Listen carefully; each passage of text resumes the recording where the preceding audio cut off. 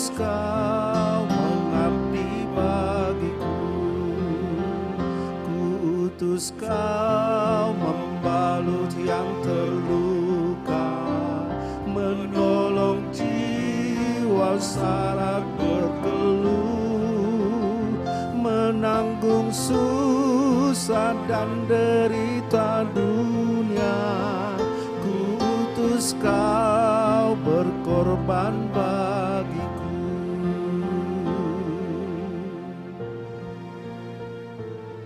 Kita berdoa. Maha besar Engkau ya Allah Bapa kami yang bertahta di kerajaan surga. Karena kebaikan Tuhan, cinta kasih Tuhan yang melimpah dalam hidup kami, sehingga Engkau memimpin kami dari rumah kami masing-masing, boleh sampai ke tempat ini dengan selamat untuk mengikuti seminar pastoral konseling. Terima kasih untuk kesempatan ini. Kami mau merenungkan firman Tuhan. Biarlah Tuhan memberkati hamba-Mu yang menyampaikan dan semua kami yang hadir pada saat ini. Terpujilah Engkau dalam nama Yesus. Amin. Ayat firman Tuhan yang mengawali kita untuk mengikuti seminar, saya mau bacakan dari Amsal 4 ayat 23. Demikian firman Tuhan. Jagalah hatimu dengan segala kewaspadaan, karena dari situlah terpancar kehidupan. Sekali lagi, jagalah hatimu dengan segala kewaspadaan, karena dari situlah terpancar kehidupan. Mengapa kita perlu menjaga hati kita dengan segala kewaspadaan? Karena ada ayat firman Tuhan dari Matius 15 ayat 19, katanya seperti ini. Karena dari situlah, karena dari hati timbul segala pikiran jahat, pembunuhan, perzinahan, percabulan, pencurian, sumpah palsu, dan hujat. Jadi itulah mengapa Tuhan memerintahkan kita menjaga hati kita dengan segala kewaspadaan, karena dari hati muncul segala hal-hal yang jahat. Jadi untuk menjaga hati kita dengan waspada supaya terpancar kehidupan seperti di Israel. Bangsa Israel adalah para pengembala domba. Jadi ketika mereka mengembalakan domba, mereka sangat membutuhkan. Di kitab Kejadian ada pertengkaran, ada para gembala tetangga dan para gembala Israel bertengkar gara-gara air.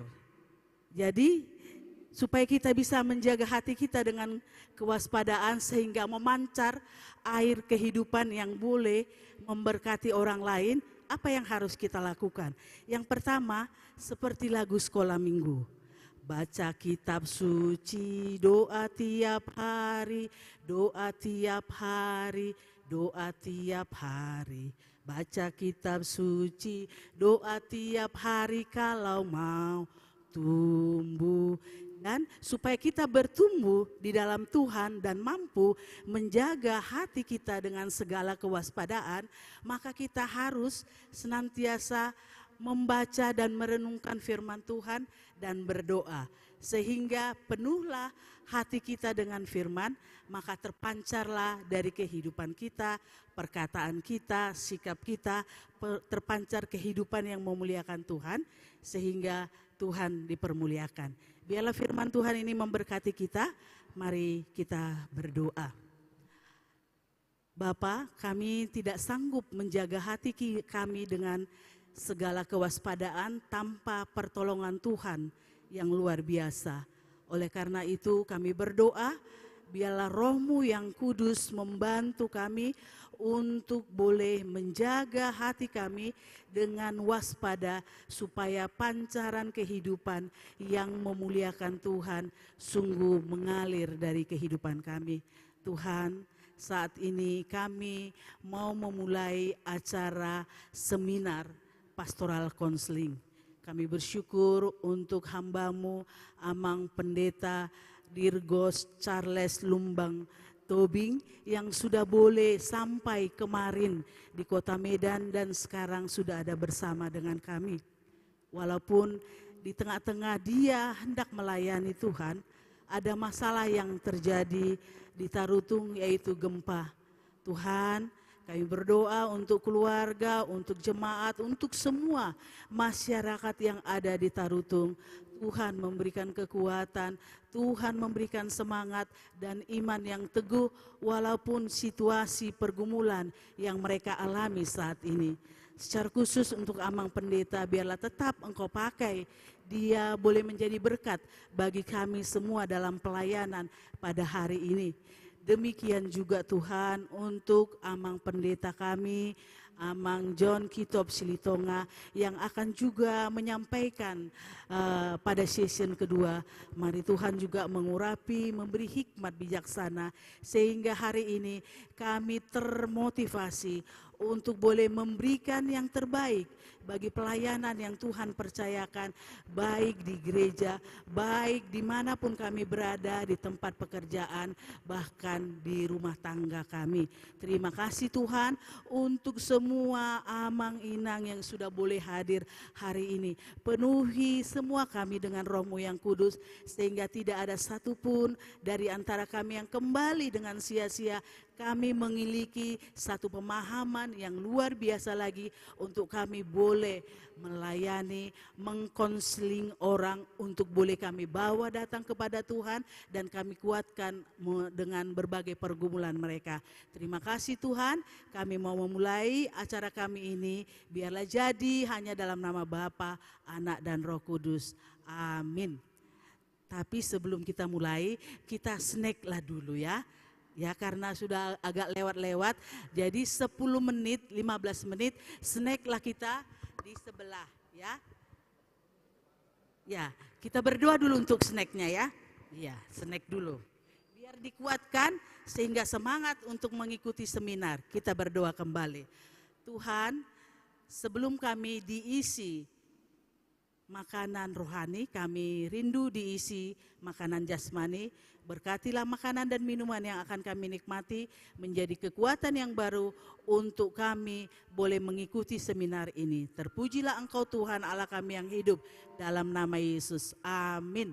15 menit di sebelah.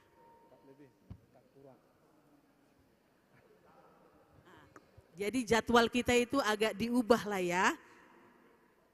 Selamat menikmati.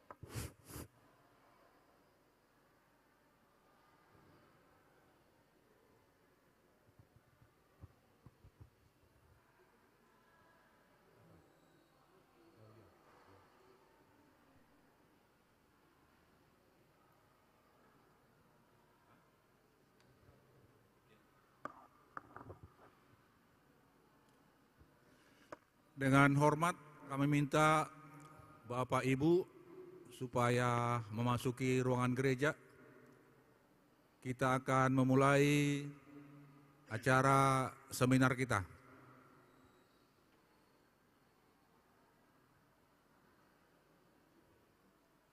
Bagi Bapak Ibu yang belum ada alat tulis, mungkin ada yang belum ada tulis, ada yang tersedia alat tulis kita. Pulpen.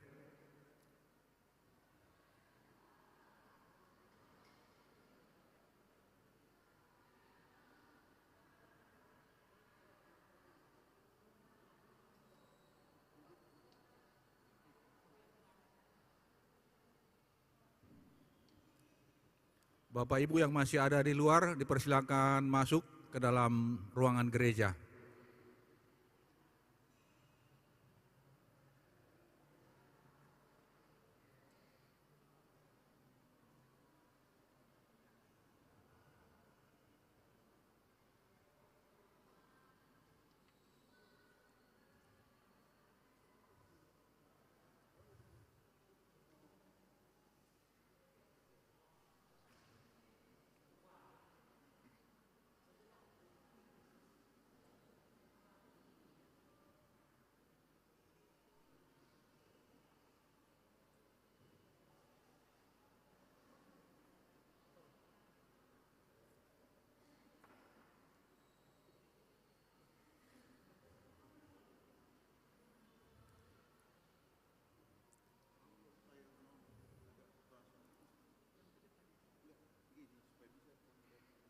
Oh, dia Pak merengkan dulu. Ada teknisi supaya layarnya digeser sedikit supaya mereng. Dimerengkan ke kiri.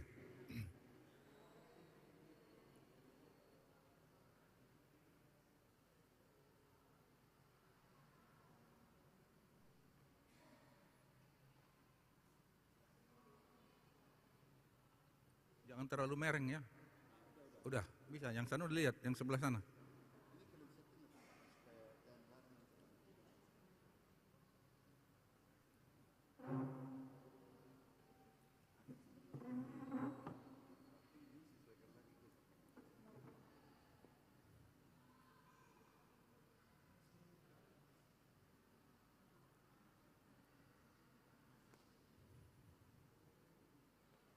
Tes, tes.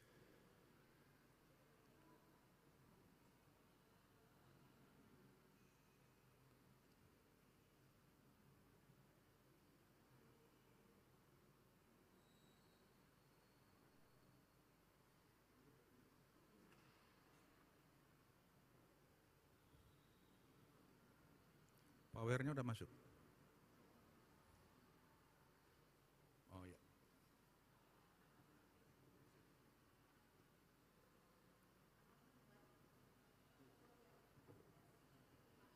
Agak sedikit terlalu banyak miringnya.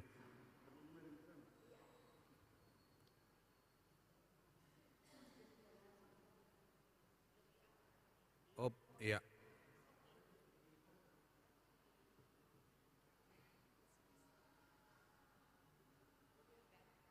Oke, terima kasih.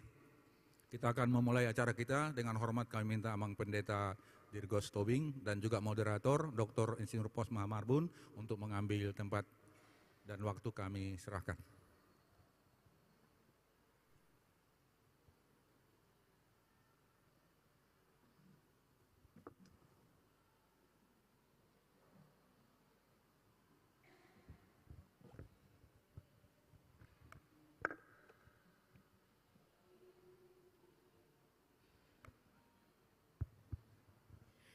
Shalom, salam sejahtera buat kita semua. Kita bersyukur hari ini kita bisa mengadakan seminar pastoral konseling yang sangat dibutuhkan bagi pelayanan gereja ini. Dan kita bersyukur pada Tuhan di tengah-tengah diizinkannya gempa di Tarutung saat ini yang sedikit mengganggu ya, Amang. Tapi Amang Pendeta dimampukan untuk konsentrasi hari ini. Baik, kita akan memulai seminar kita hari ini dengan pembicara pertama adalah Amang Pendeta Dirgos Charles Lumban Tobing MTH, dengan topik yang diberikan adalah bagaimana meningkatkan kapasitas para pelayan jemaat dalam pelayanan pastoral. Sebelum memulai presentasinya, saya akan membacakan biodata singkat dari pembicara pertama ini. Pendeta Dirgos Charles Lumban Tobing MTH lahir di Tarutung pada tanggal 1 Oktober 1984, tepatnya hari ini berulang tahun yang ke-38 tahun. Masih muda sekali, beri tepuk tangan. Panjang umur, sehat-sehat, semakin sukses, semakin memberkati banyak orang. Menyelesaikan studi S1 Teologi di STT HKBP pada tahun 2008 dan S2 Teologi di STT Jakarta tahun 2014. Pernah mengajar sebagai dosen agama di Akbid Akper Stikes Kesehatan Baru Dolok Sanggul Sumut dari tahun 2017 sampai 2020. Anggota Komisi Teologi GKPI dari tahun 2015 sampai 2020. Merupakan tim penulis buku panduan sekolah Minggu GKPI pada tahun 2019 sampai sekarang, dan merupakan tim penyusun Grand Design Pembangunan Kependudukan Kabupaten Humbang Hasundutan tahun 2015 sampai 2040, tepatnya 2018. Tahbisan pendeta beliau diterima di beliau terima di Gereja Kristen Protestan Indonesia atau GKPI pada tanggal 18 September 2011. Sejak September 2021 sampai sekarang, beliau melayani sebagai pendeta di GKPI Jemaat Khusus Tarutung Kota.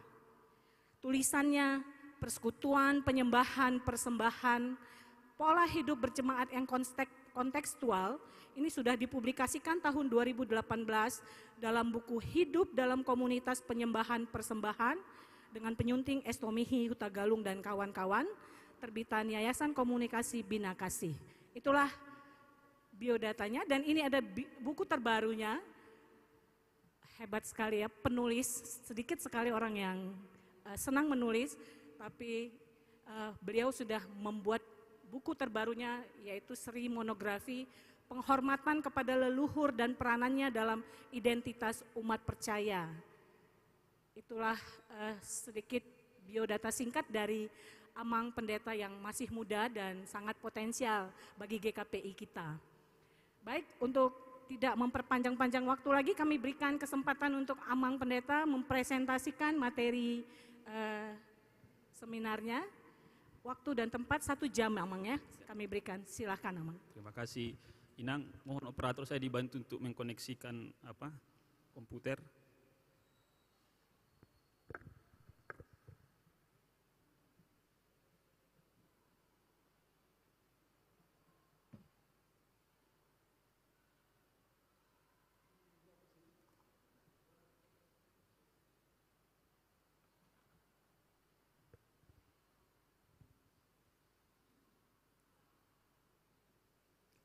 Izin Ibu, saya berdiri. Shalom. Terpujilah Tuhan atas kesempatan yang diberikan bagi kami. Terima kasih pada Amang Pendeta, tulang saya, si matua saya, karena parnijabu boru panjaitan, boru nituan di bakarna. Jadi hula-hulai. Pas itu natonggi perpuri penona teman. Dung sidung acara on. Sesungguhnya saya sangat terkejut ketika dihubungi oleh Inang Buru Marbun untuk meminta saya menjadi salah seorang dari narasumber di kegiatan kita hari ini. Saya sampai bertanya, betulkah saya orangnya? Jangan-jangan bukan saya orang yang tepat. Tetapi setelah beberapa saat berbincang-bincang, Inang Buru Marbun selalu menekankan bisanya itu Amang. Oleh karena itu kebetulan saya juga mengingat tanggal 1 itu ulang tahun saya. Maka biarlah saya tidak menolak permintaan Padang Bulan pada saat hari ulang tahun saya. Meski tadi subuh mulai jam 2:30 saya tidak bisa tidur lagi karena harus berpikir pada keluarga. Jam 2:30 gempanya, baru sekitar jam 4 saya bisa terhubung dengan Inang Pendeta, dan puji Tuhan mereka dalam kondisi sehat. Hal-hal perabot-perabot yang agak rusak sedikit, dan itu nanti akan diganti oleh Tuhan melalui gerejanya. Amang dan Inang sekalian, berbicara tentang konseling pastoral atau pelayanan pastoral, maka sesungguhnya itu sangat luas. Dan mengapa itu diperlukan? Yang pertama adalah kita tak bisa memungkiri bahwa zaman terus berkembang. Ketika zaman berkembang, misalnya paling tidak ada dua hal yang sedang kita hadapi di zaman ini. Yang pertama adalah gereja itu dan komunitas kita adalah komunitas yang serba terhubung. Bahkan sangat terhubung, hyper connected. Dan kemudian di tengah perkembangan yang hyper connected ini, seluruh kehidupan sekarang berada dalam posisi yang kami sebut dengan hyper choice. Semuanya bisa dipilih, mau makan apa bisa, mau gereja di mana bisa. Jadi sesungguhnya pola bergereja, pola pelayanan tidak bisa lagi sestatis yang dulu. Pola bergereja dan pola pelayanan kita harus mulai bergerak ke arah yang lebih dinamis. Karena apa? Karena di tengah perkembangan zaman itu terdapat apa? Terdapat tantangan, terdapat pergumulan dan juga terdapat penderitaan dan lain sebagainya. Oleh karena itu, kalau perkembangan beserta dengan tantangannya ini tidak kita intervensi dengan tepat, maka gereja, masyarakat dan jemaat bisa tenggelam atau paling tidak terbawa oleh arus. Kita tak pernah bisa menghempang perubahan, kita hanya bisa menghadapi perubahan. Dan oleh karena itu salah satu model intervensi kita pada perkembangan zaman adalah pelayanan pastoral. Sekali lagi, pelayanan pastoral. Apa itu pelayanan pastoral? Nah, tahun ini GKPI mencanangkan bahwa 2022 adalah tahun pelayanan pastoral. Dalam buku panduan tentang tahun pelayanan pastoral ini, GKP merumuskan ada 3 program utama, yaitu yang pertama pelatihan konseling kepada para pelayan, termasuk bagaimana mengunjungi warga jemaat, bagaimana mendengar yang baik, bagaimana melayani orang yang berduka, bagaimana melayani orang yang menemui ajalnya dan lain sebagainya. Dan yang kedua adalah menetapkan program pelayanan sesuai dengan kondisi jemaat. Dan yang ketiga, meningkatkan kapasitas pelayan dalam pelayanan pastoral. Dan oleh karena merespon inilah sesungguhnya saya lihat di TOR kegiatan ini, maka GKP Padang Bulan melalui seksi pelayanan kerohanian melaksanakan seminar sehari ini dengan tujuan apa? Majelis jemaat diperlengkapi dengan titik 2, teori dan praktik untuk dapat melaksanakan pelayanan pastoral. Jadi ini harus dikunci ya. Teori dan praktik untuk menjalankan pelayanan pastoral. Bukan hanya untuk melayankan pelayanan konseling. Ini harus digarisbawahi ya. Supaya meski judul seminar sehari kita ini seminar konseling pastoral, tetapi di tujuannya sangat luas. Teori dan praktik pelayanan pastoral. Dan harapan yang berikutnya adalah GKP Padang Bulan memiliki tim konseling. Jadi jelas ya, pahami dulu pelayanan pastoral secara utuh, kemudian setelah ini dipahami secara utuh, maka akan dibentuk tim konseling. Nah, ini harus jelas dulu. Kemudian oleh karena itulah, maka saya diminta oleh panitia untuk membagikan topik bagaimana meningkatkan kapasitas pelayan, meningkatkan kapasitas atau kemampuan pelayan dalam menjalankan pelayanan pastoral. Sekali lagi, pelayanan pastoral bukan hanya konseling pastoral. Bagi saya, meningkatkan kapasitas pastoral itu dilihat dari lensa tornya panitia, kita membutuhkan 2 hal. Yaitu yang pertama, mengasuh pemahaman. Mengasuh pemahaman kita terkait apa itu pelayanan pastoral, apa sifat pelayanan pastoral, apa karakter yang dibutuhkan dalam pelayanan pastoral, dan apa fungsi pelayanan pastoral. Itu artinya apa? Mengasuh pemahaman ini adalah meliputi selayang pandang teori tentang pelayanan pastoral. Di bagian pertama, makalah yang saya tulis, saya menggarap selayang pandang pelayanan pastoral. Untuk apa? Untuk mengasuh pemahaman kita. Tapi cukupkah hanya pemahaman?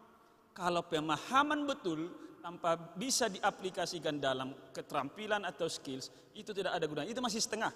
Dan oleh karena itu di bagian kedua dari paparan saya nanti, saya akan menawarkan 4 keterampilan Itu menyangkut yang pertama mind mapping, yang kedua bagaimana mendengar dengan kasih, dan yang ketiga bagaimana menimbah isi hati, dan yang keempat bagaimana menjadi pendorong semangat. Kalau tadi kita harus menjaga hati, pastoral itu bagaimana menimba isi hati. Menjaga, sekarang kita akan menimba isi hati. Dalam hal ini, bagian yang kedua ini, sebagian besar saya ambil dari Lokakarya Sharpening Your Interpersonal Skills, mempertajam keterampilan hubungan antar pribadi kita, baik dalam pastoral maupun dalam kehidupan sehari-hari. Program Sharpening Your Interpersonal Skills ini di tingkat sinode telah 5 kali kami lakukan bersama dengan tim fasilitator, 3 fasilitator yang lain, satu dari GKJ Jawa, Yogyakarta, satu dari GKI di Medan, dan satu lagi dari rekan pendeta dari GKPI. Tapi karena keterbatasan waktu, sesungguhnya Sharpening Your Interpersonal Skills ini memiliki 15 keterampilan yang bisa dibagikan, tetapi karena keterbatasan waktu saya hanya akan membagikan 4 dari 15 ini. Dan nanti di sini saya butuh kita melakukan praktek diskusi. Oleh karena itu kalau 1 jam saya dikasih memaparkan, nanti mungkin sampai 1 jam lagi kita bisa melakukan praktek-prakteknya. Di mana gambar ini biasa kita lihat? Di almanak. Kalau ini kita lihat, apa yang terpikirkan? Apa yang ada dalam pikiran kita? Gembala yang baik. Apa lagi? Pelindung. Apa lagi? Banyak anak-anaknya. Nah, apa lagi? Ada domba, tanggung jawab, dan lain sebagainya. Kalau saya melihat ini langsung terpuruk pada apa? Keteduhan. Yang saya lihat pertama adalah domba yang ada di pangkuan sang gembala itu. Betapa teduhnya dia ada di situ. Dan saking teduhnya, maka domba-domba yang lain itu pun ingin. Lihatlah sorot mata domba-domba yang lain. Bahasa Batak, nah itu ngajopung, ya kan? Herana adong kerinduan untuk apa? Untuk direngkuh dan dirangkul. Dan itulah pelayanan pastoral. Pelayanan pastoral itu adalah keteduhan. Pelayanan pastoral itu adalah rengkuhan dan rangkulan. Pelayanan pastoral itu adalah kita menemukan kerinduan seseorang dan kita menjawab kerinduannya. Akan tetapi dalam gambar ini juga sang gembala yang baik itu memegang tongkat. Itu artinya apa? Penggembalaan itu, pelayanan pastoral bukan jalan aman, jalan santai. Tetapi di sana ada apa? Ada kewaspadaan, di sana ada kesiapan, dan sekaligus tongkatnya itu adalah untuk mengarahkan yang jatuh. Jadi pelayanan pastoral bukan jalan yang aman, tetapi harus siap juga dan waspada terhadap mara bahaya. Dan itu sebabnya seorang pelayan pastoral harus apa? Dia harus peka pada kondisi sekitar orang yang sedang dilayani. Oleh karena itulah pelayanan pastoral bukan hanya sekali lagi konseling pastoral. Karena sekali lagi dia mengarahkan, dia menjangkau, dia siap menghadapi masalah. Secara etimologi, pastoral berasal dari bahasa Yunani yaitu poimen, yang secara sederhana diterjemahkan sebagai gembala atau pemelihara ternak.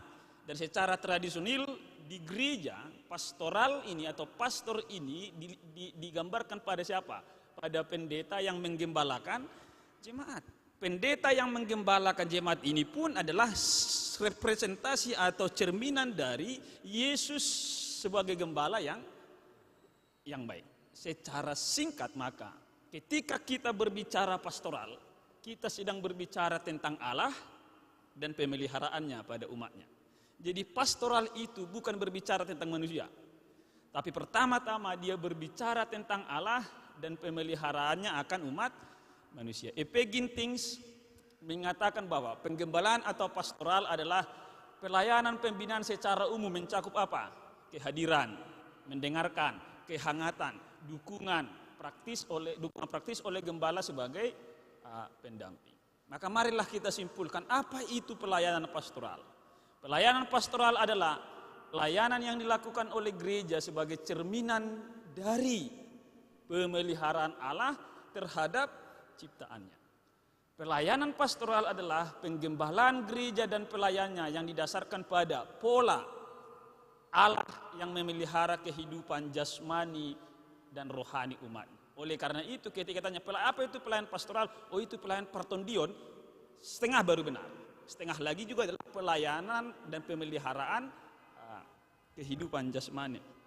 Itu sebabnya pelayanan pastoral itu memiliki 6 fungsi. Fungsi yang pertama adalah menyembuhkan, healing. Fungsi yang kedua adalah memberi dukungan, sustaining. Fungsi yang ketiga adalah membimbing, guiding. Fungsi yang kelima mendamaikan, reconciling. Fungsi yang keenam adalah mengasuh dan mengutuhkan. Untuk menjalankan fungsi ini, maka pelayanan pastoral membutuhkan ilmu yang lain. Itu apa? Dalam pelayanan pastoral, seorang pendeta atau seorang penatua membutuhkan pemahaman paling tidak pada teologi, pemahaman pada psikologi, pemahaman tentang sosiologi, pemahaman tentang antropologi dan lain sebagainya. Sebab apa? Ketika kita melayankan pelayanan pastoral dalam budaya Batak, itu berbeda pelayanan pastoral dengan budaya Jawa.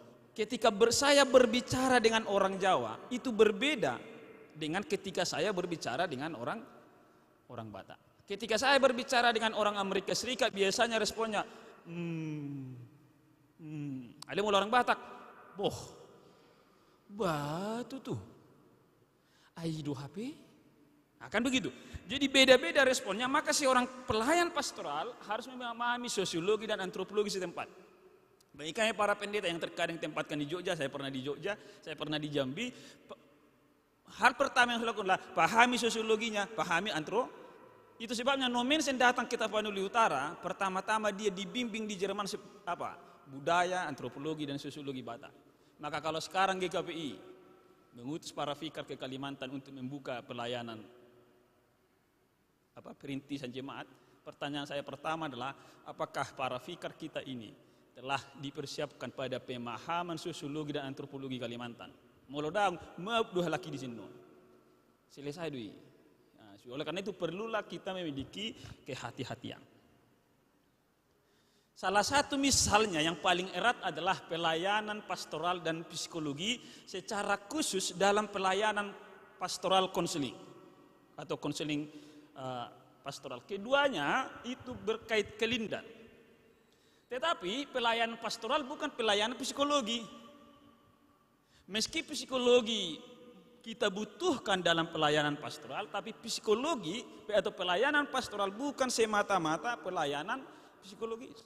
Apa yang membedakannya? Saya bersyukur bahwa pada rapat pendeta yang lalu GKPI melalui Komisi Teologi menghasilkan sebuah dokumen tentang pelayanan pastoral, dan di sana Komisi Teologi kita membuat distingsi perbedaan antara pelayanan pastoral dan pelayanan psikologi.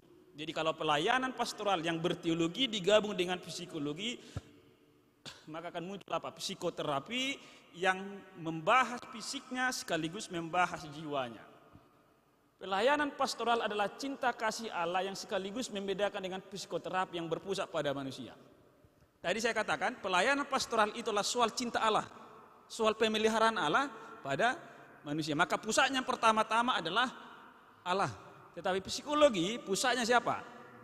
Manusia. Oleh karena itu yang dipelajari psikologi adalah bagaimana karakternya, dari tulisannya pun bagian dan seterusnya. Pusatnya adalah manusia. Akan tetapi kalau digabung psikologi dengan pastoral, maka akan menjadi sebuah pelayanan yang dasar. Kalau psikologi menolong seseorang untuk menemukan jawaban, pastoral atau teologi dan pelayanan pastoral menolong setiap orang menemukan jawaban setiap persoalan di mana?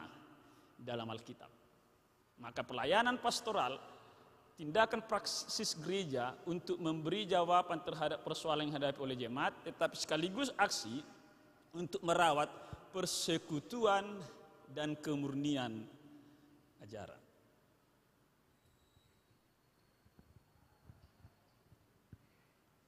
Itu sebabnya saya selalu mengatakan pelayanan pastoral adalah gambaran dari karya pastoral Allah. Ada dua bingkai yang perlu kita pahami dalam pelayanan pastoral. Ini harus terus menerus dan tidak bisa lepas.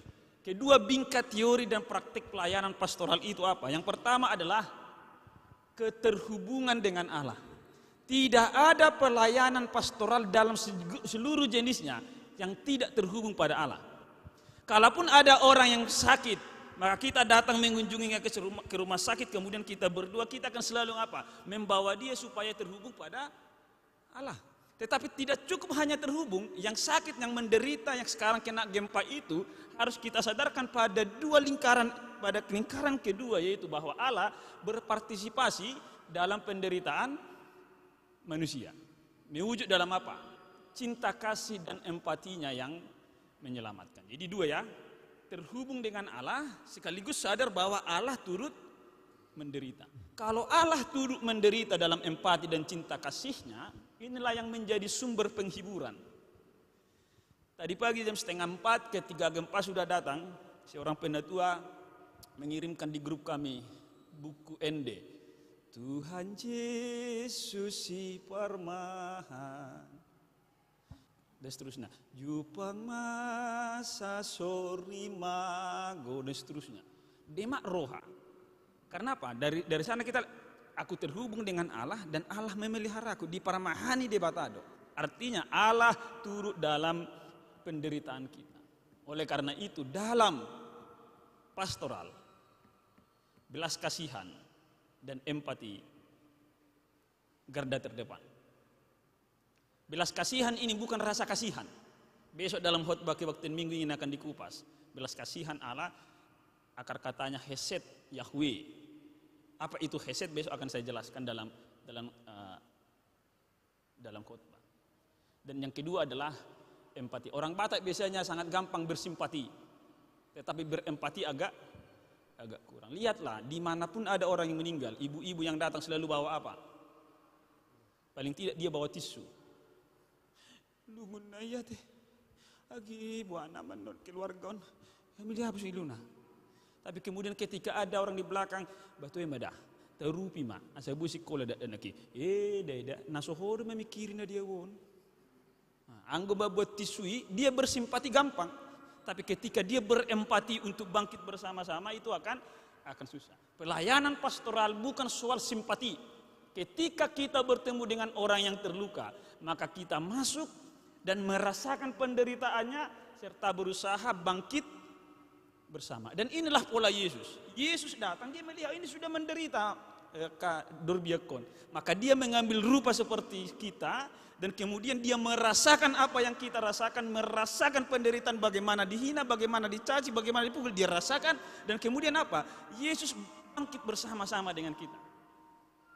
Itu artinya apa? Pelayanan pastoral dalam segala bentuknya bukan soal menguasai, tetapi soal bangkit bersama-sama. Oleh karena itulah pelayanan pastoral sebagai gambaran dari karya pastoral Allah mewujud dalam pelayanan kita dalam menyembuhkan, membimbing, memberi dukungan dan seterusnya. Pelayanan pastoral menyentuh kerinduan umat dan membawa mereka pada Allah. Pelayanan pastoral membawa seseorang memiliki hubungan atau terhubung dengan Allah, hubungan pribadi dengan Allah, dan kemudian menjadikannya menjadi murid, kemudian memberangkatkannya untuk memuridkan yang lain. Jadi ada semacam circle bagaimana seseorang itu dibentuk terhubung dengan Allah dan dia akan mengajak yang lain terhubung juga dengan Tuhan. Menarik sekali, saya baru dapat satu buku yang sangat baik dari penerbit Canisius. Ini bukunya terbit tahun lalu. Menemukan kekayaan hidup. Di buku ini semuanya dikupas bagaimana gambaran pelayanan pastoral yang dilakukan oleh Tuhan Yesus. Dan dari beragam gambar di sini saya membagi bagi kita 3 hal. Dari kisah penyembuhan yang dilakukan oleh Yesus kepada orang kusta, kepada orang lumpuh, kepada orang yang tangannya mati sabariba.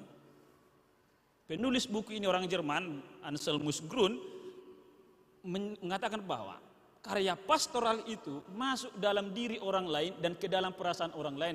Meski harus diingat, pelayanan pastoral tidak bisa atau tidak terus-menerus bisa memenuhi keinginannya, memenuhi kerinduannya, tetapi paling tidak kita harus menemukan akar permasalahan dan menyelesaikannya. Pelayanan pastoral sungguh-sungguh mengerti akar kesulitan, tidak melulu menangani gejalanya, tetapi penyebabnya. Oleh karena itulah sangat penting apa? Mind mapping. Nanti akan kita lihat. Pelayanan pastoral memberi kepada manusia kegairahan hidup, membuat mereka berani dalam fantasi, kreativitas, sentuhan, dan kehangatan. Oleh karena itu, jika ada warga jemaat yang datang ke rumah penatua atau ke gereja untuk konseling pastoral, dia akan pulang dengan apa? Kegairahan hidup. Bahasa Batak, nah, lubak kurasa, baru adong semangat hidup. Kalau datang kepada kita orang yang berbeban berat, dia pulang tambah bebannya, maka kita gagal sebagai pelayan pastoral. Yang berikut, ruang lingkup pelayanan pastoral. Apa-apa saja yang dilingkupi oleh pelayanan pastoral. Pelayanan pastoral itu ada yang personal, ada yang komunal. Oleh karena itulah, maka pelayanan pastoral bukan hanya konseling, meski di otak manusia ini atau dalam jiwa gereja ketika berbicara pastoral pasti konseling pastoral. Hanya soal bagaimana aku menolong person seseorang, termasuk bagaimana aku menolong orang yang sakit, bagaimana aku menolong orang yang putus cinta, bagaimana aku menolong orang yang berduka. Paling banyak ini menyentuh satu keluarga saja. Padahal pastoral itu sebagai hubungan interpersonal antar pribadi, menurut Pembroke ada 3 hal yang dilingkupinya. Pertama, komunitas. Dalam komunitas itu ada persahabatan spiritual, kemudian barulah muncul apa? Percakapan pastoral. Dan oleh itulah sebabnya kita mengenal apa? Kunjungan pastoral. Kita mengenal pendampingan pastoral. Kita mengenal surat pastoral. Lihatlah, nanti ada gempa, sekarang ada gempa di Tarutung, mungkin minggu ini akan ada surat pastoral dari pimpinan sinode. Untuk menggembalakan siapa? Menggembalakan semuanya. Tadi pagi setelah gempa, saya langsung membuat surat penggembalaan di grup WA kami. Untuk apa? Untuk meneduhkan dan menenangkan hati warga jemaat. Saya tidak bisa hadir di rumah mereka masing-masing, tetapi dengan surat itu saya bisa membimbing, mengarahkan, menyembuhkan, menguatkan, dan mendamaikan seluruh warga jemaat. Di akhir surat pastoral saya tadi pagi di WA saya mengatakan, sembari mengingat bahwa kita berada dalam ketakutan, marilah kita juga menengok keluar diri kita, tetangga kita, warga jemaat yang lain yang membutuhkan topangan dan doa. Tetapi mari juga kita mengingat bahwa Allah beserta kita. Saya tutup dengan ayat firman Tuhan, Yesaya 41 ayat 10. Janganlah engkau takut, janganlah engkau bimbang, sebab aku ini Tuhan Allahmu, aku akan memegang engkau dengan tangan kananmu yang membawa engkau pada kemenangan. Berjibunlah jawaban, amin Amang Pendeta, terima kasih Yang Pendeta, dan lain sebagainya. Saya di Medan, tapi saya bisa menggembalakannya bisa dengan bentuk apa? Surat Maka di gereja-gereja tertentu ada dewan pastoral. Di gereja ini ada tim doa kan? Maka harusnya ada dewan pastoral, atau tujuan dari seminar ini ada tim pastoral, bukan hanya tim konseling. Ada juga manajemen pastoral. Ada juga pastoral orang sakit, pastoral keluarga, dan lain sebagainya.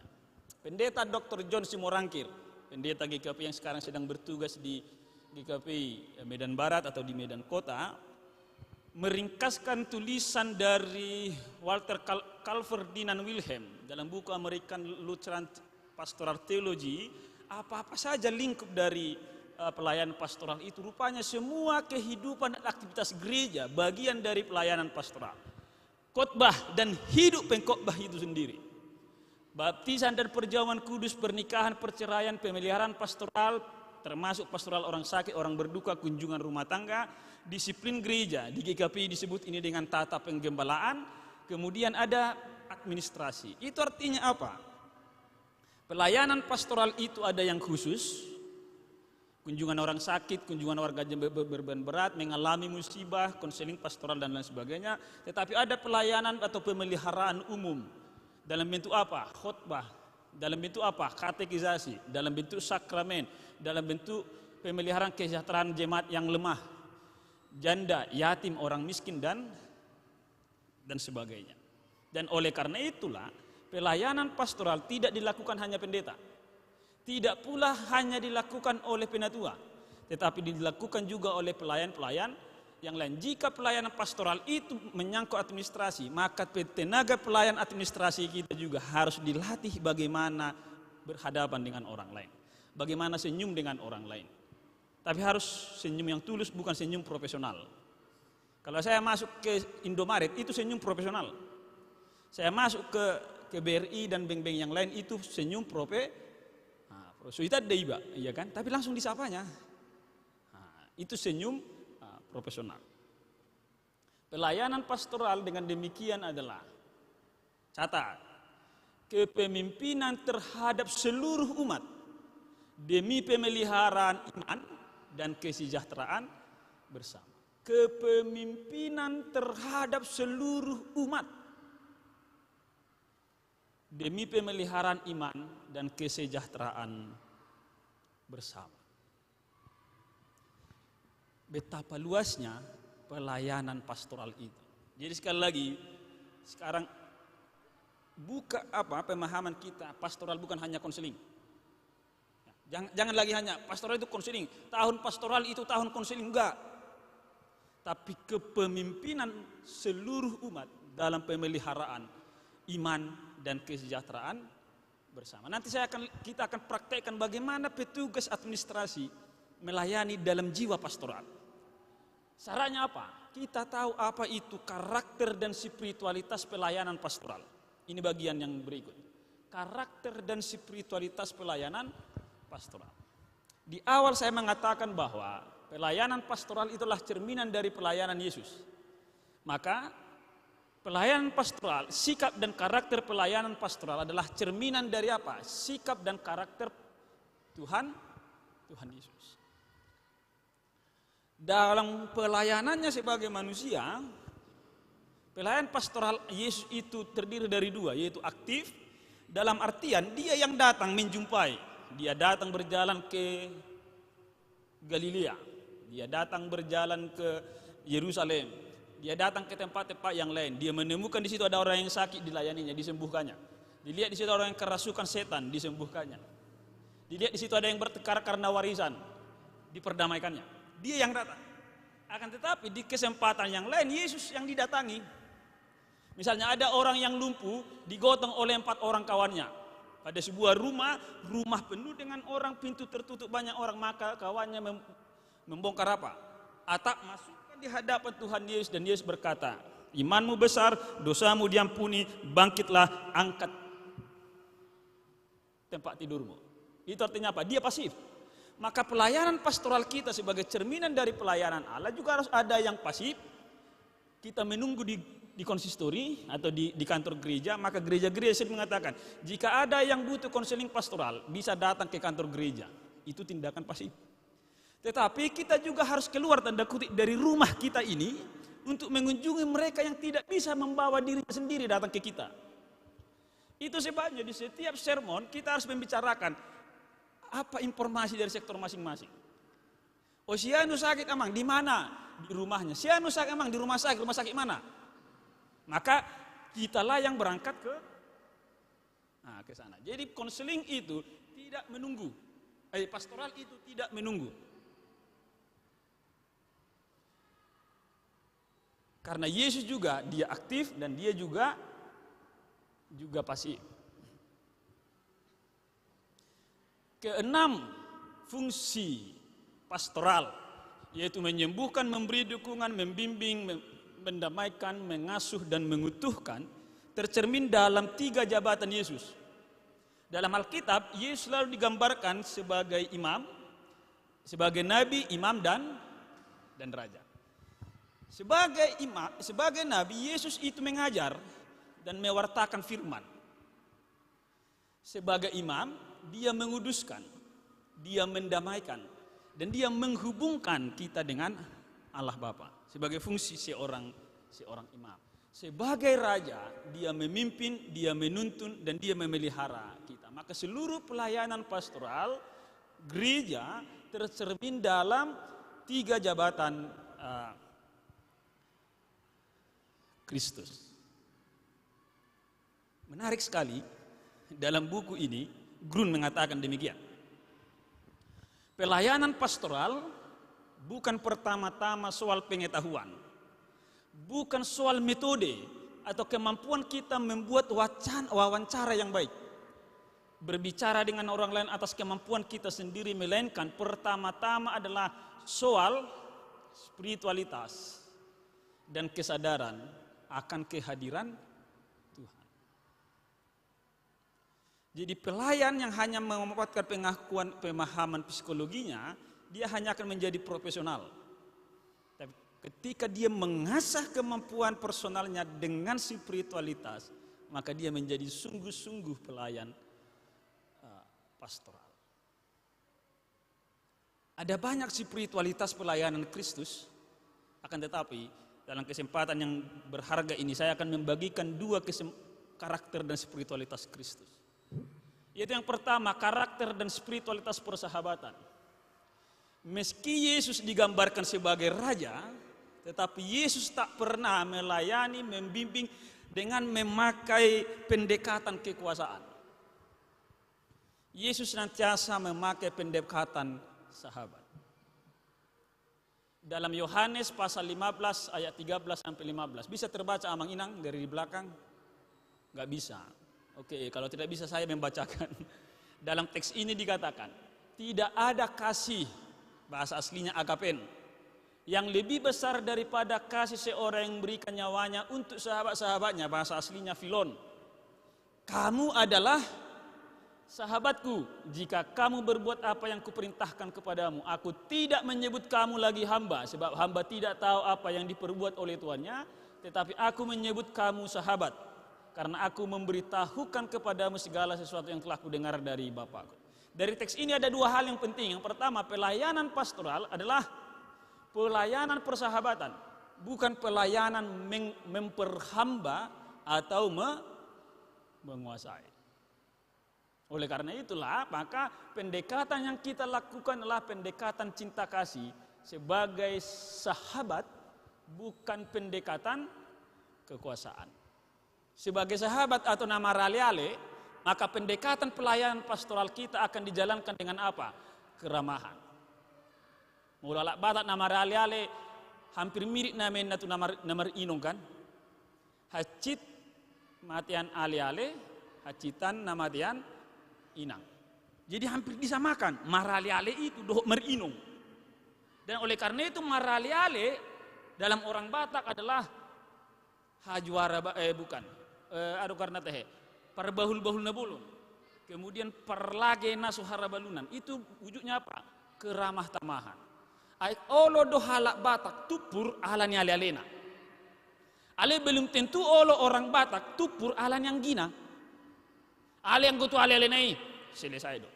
Di grup para ale kami misalnya alumni SMP 1, alumni SMP 3, SMA 1, ketika gempa terjadi kemudian ada rumah teman kami yang yang hancur, maka langsung di situ ada gerakan. Torupi babah, letei, saya naon, pak. Di keluarga belum tentu itu bisa langsung muncul, tapi di para ale itu sangat muncul. Karakter hospitalitas yang menghargai apa? Kesetaraan, perbedaan, kesatuan, kesaling bergantungan. Yang membuat setiap orang merasa nyaman karena dia diterima secara mutlak, disambut sebagai dirinya. Misalnya Zakheus. Dalam zamannya semua orang menghindari Zakheus. Semua orang menghujat Zakheus. Tapi ketika Yesus datang, Yesus menyentuh kerinduannya. Aku tidak menghindari engkau, aku tidak mengucilkan engkau, sekarang engkau turun, aku mau makan dan penerimaan itulah yang mengubah siapa? Mengubah Zakheus. Akan tetapi perlu diingat Amang dan Inang, meski keramah tamahan adalah keterbukaan, tetapi di dalamnya juga ada batasan. Paling tidak pada batasan perilaku destruktif. Batasan ini misalnya, dalam praktek konseling pastoral dibingkai dalam dua hal, yaitu yang pertama adalah transparansi. Transparansi ini berkaitan dengan waktunya, berkaitan dengan tempatnya, berkaitan dengan durasinya, berkaitan dengan kerahasiaan dari apa yang dibicarakan.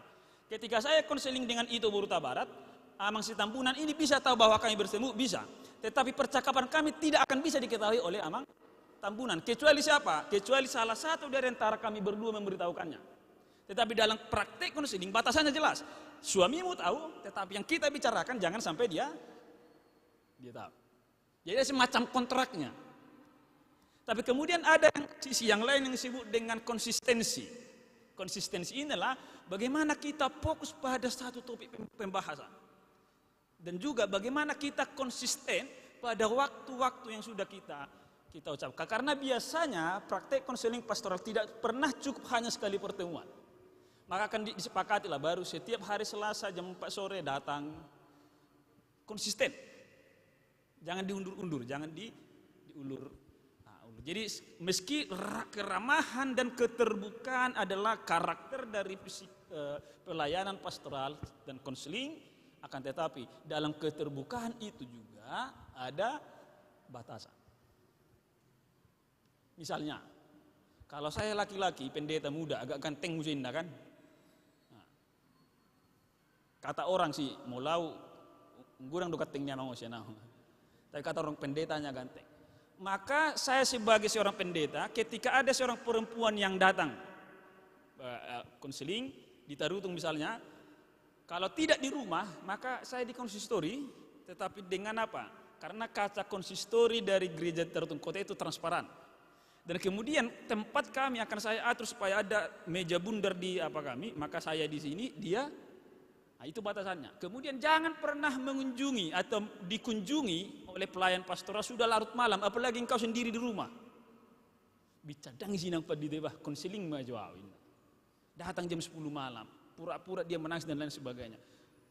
Bukan bermaksud apa-apa, tetapi kan ketika kita berbincang kemudian mengungkapkan perasaan dan isi hati, biasanya akan ada apa? Kontak-kontak, ada chemistry dan ada yang semacam yang menarik kita untuk melakukan hal yang lebih. Maka batasan itu harus jelas.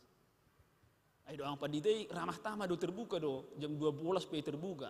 Olah salah kupi terbuka semuanya. Nah, ini menghindari apa? Menghindari bahaya atau perilaku yang destruktif. Itulah dalam komunitas persahabatan. Maka Lina Gunawan, pendeta Dr. Lina Gunawan pernah menuliskan sebuah artikel berjudul Mengarungi Rahim. Dalam artikel ini pendeta Lina Gunawan membagikan ciri dari spiritualitas gereja persahabatan yang bercorak pastoral itu ada 4. Yang pertama, gereja itu terbuka. Yang kedua, gereja itu menerima dan autentik. Yang ketiga, saling terhubung. Dan keempat, percaya. Apa yang masuk dengan terbuka? Gereja itu harus terbuka bagi siapa saja. Terbuka bagi masukan siapa saja. Terbuka terhadap perubahan dunia.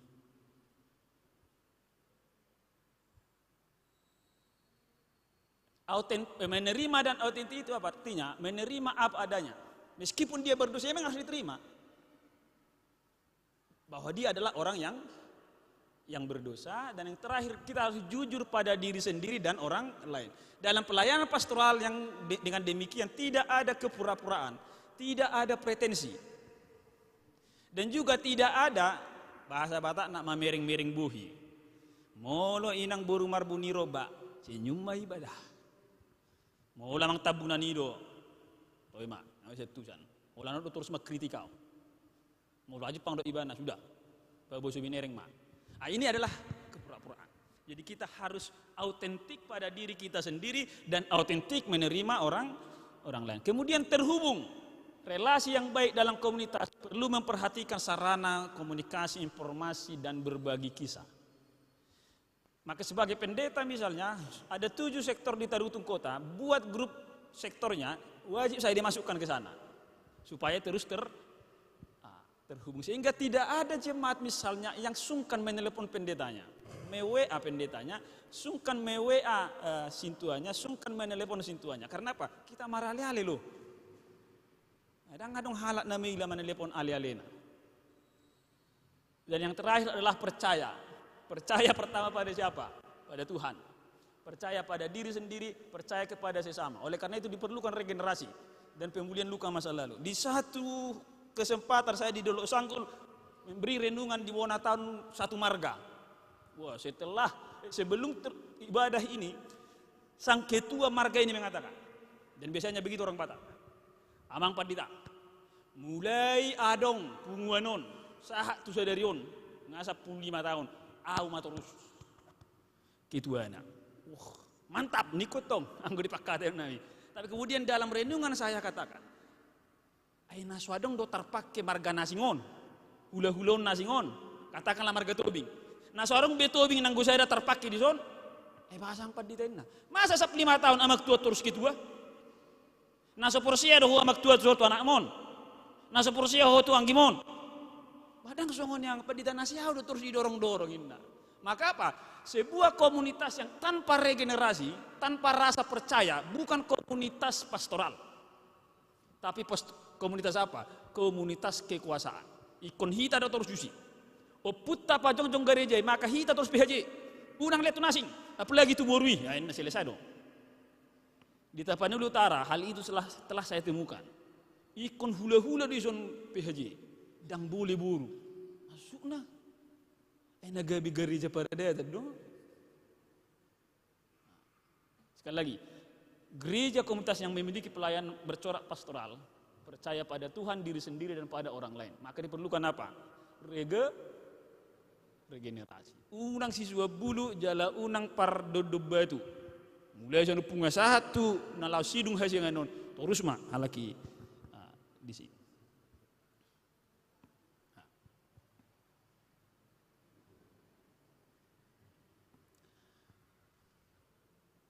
Ini sudah.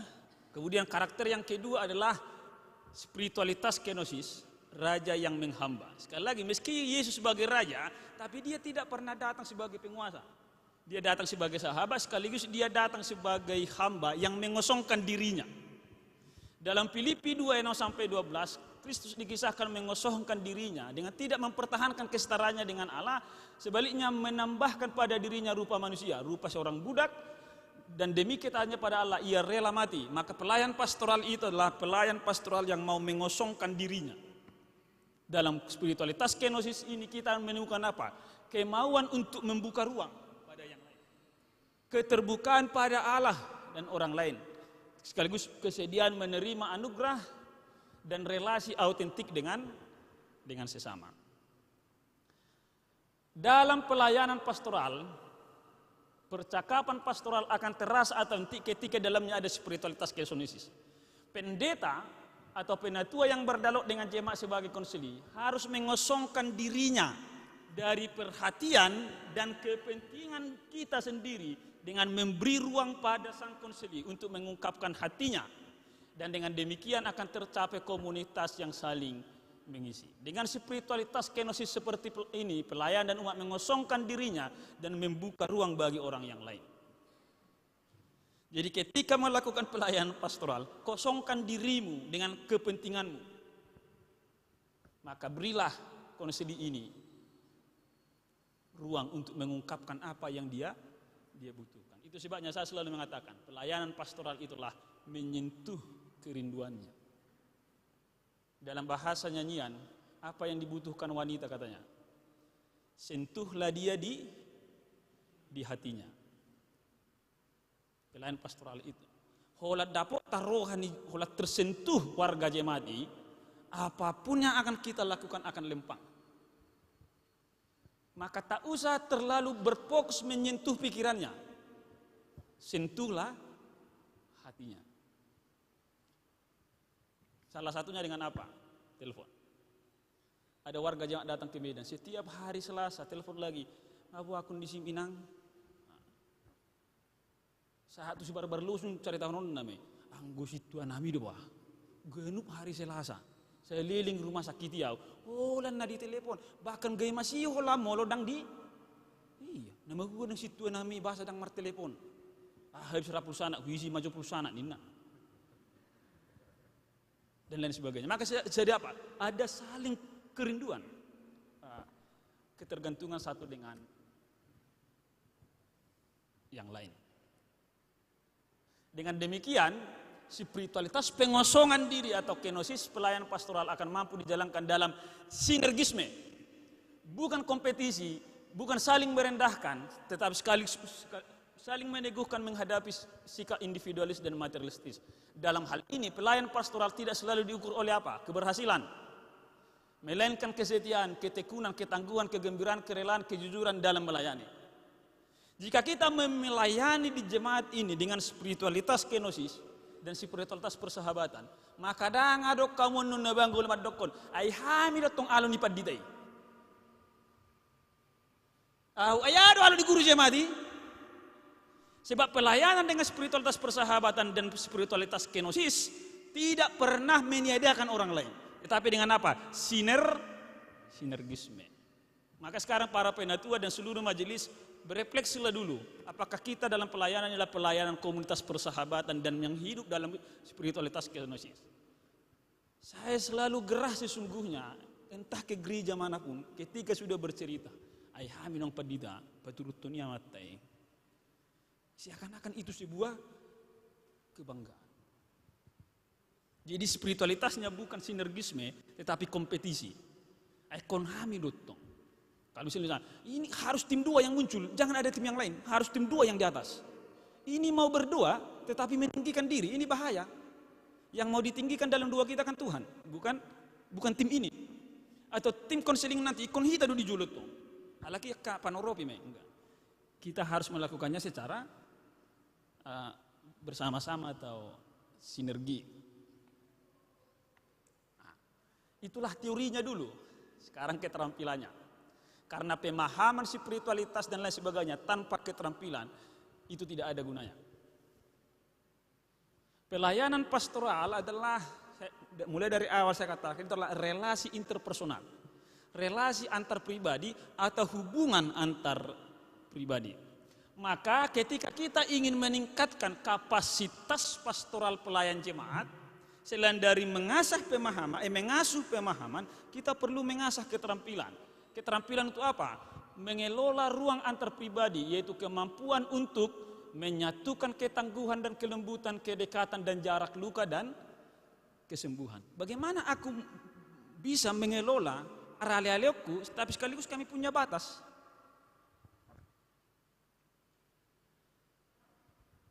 Pelayan aktivis gereja yang bercorak pastoral perlu kiranya mengembangkan pengetahuan, sikap, keterampilan agar dapat berinteraksi dan berhubungan secara efektif. Dengan siapa? Keluarga, rekan kerja, warga jemaat, dan orang yang dilayaninya. Dalam kesempatan ini kita akan melihatnya dalam 4 bagian, yaitu mind mapping, mendengar dengan kasih, menimba isi hati, menjadi pendorong semangat. Dalam seluruh proses bertumbuh kita, dalam mengasuh pemahaman dan mengasah keterampilan, harus kita tempuh 2 jalan. Yang pertama, temukan kesalahan yang pernah Anda perbuat dalam pelayanan pastoral dan hentikan dengan pertolongan Tuhan. Dan yang kedua, temukan cara untuk memperbaiki kesalahan itu dan mulailah berlatih dengan melakukannya dengan lebih baik dan lebih sering. Salah satunya, mari kita mulai dengan mind mapping. Amang dan Inang punya alat tulis kan? Nah, sekarang tuliskan di situ COVID-19. Apa yang muncul dalam pikiran Amang dan Inang? Saya kasih waktu setengah menit. Apa cabang-cabang dari ketika muncul COVID-19? Apa yang terngiang dalam pikiran Amang dan Inang? Setengah menit saja. Ketika ada COVID-19, apa yang muncul di sini cabangnya? Di sini.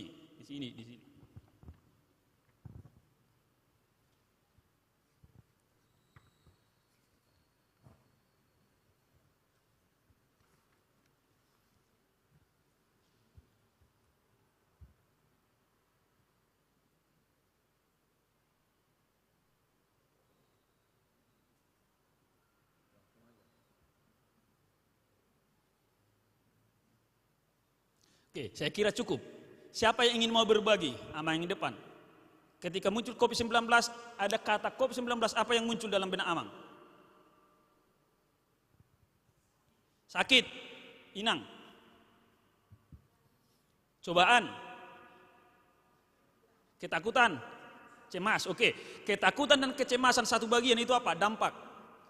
Iya kan? Tadi apa inang? Cobaan. Kalau Tambunan, takut kontak dengan social distancing.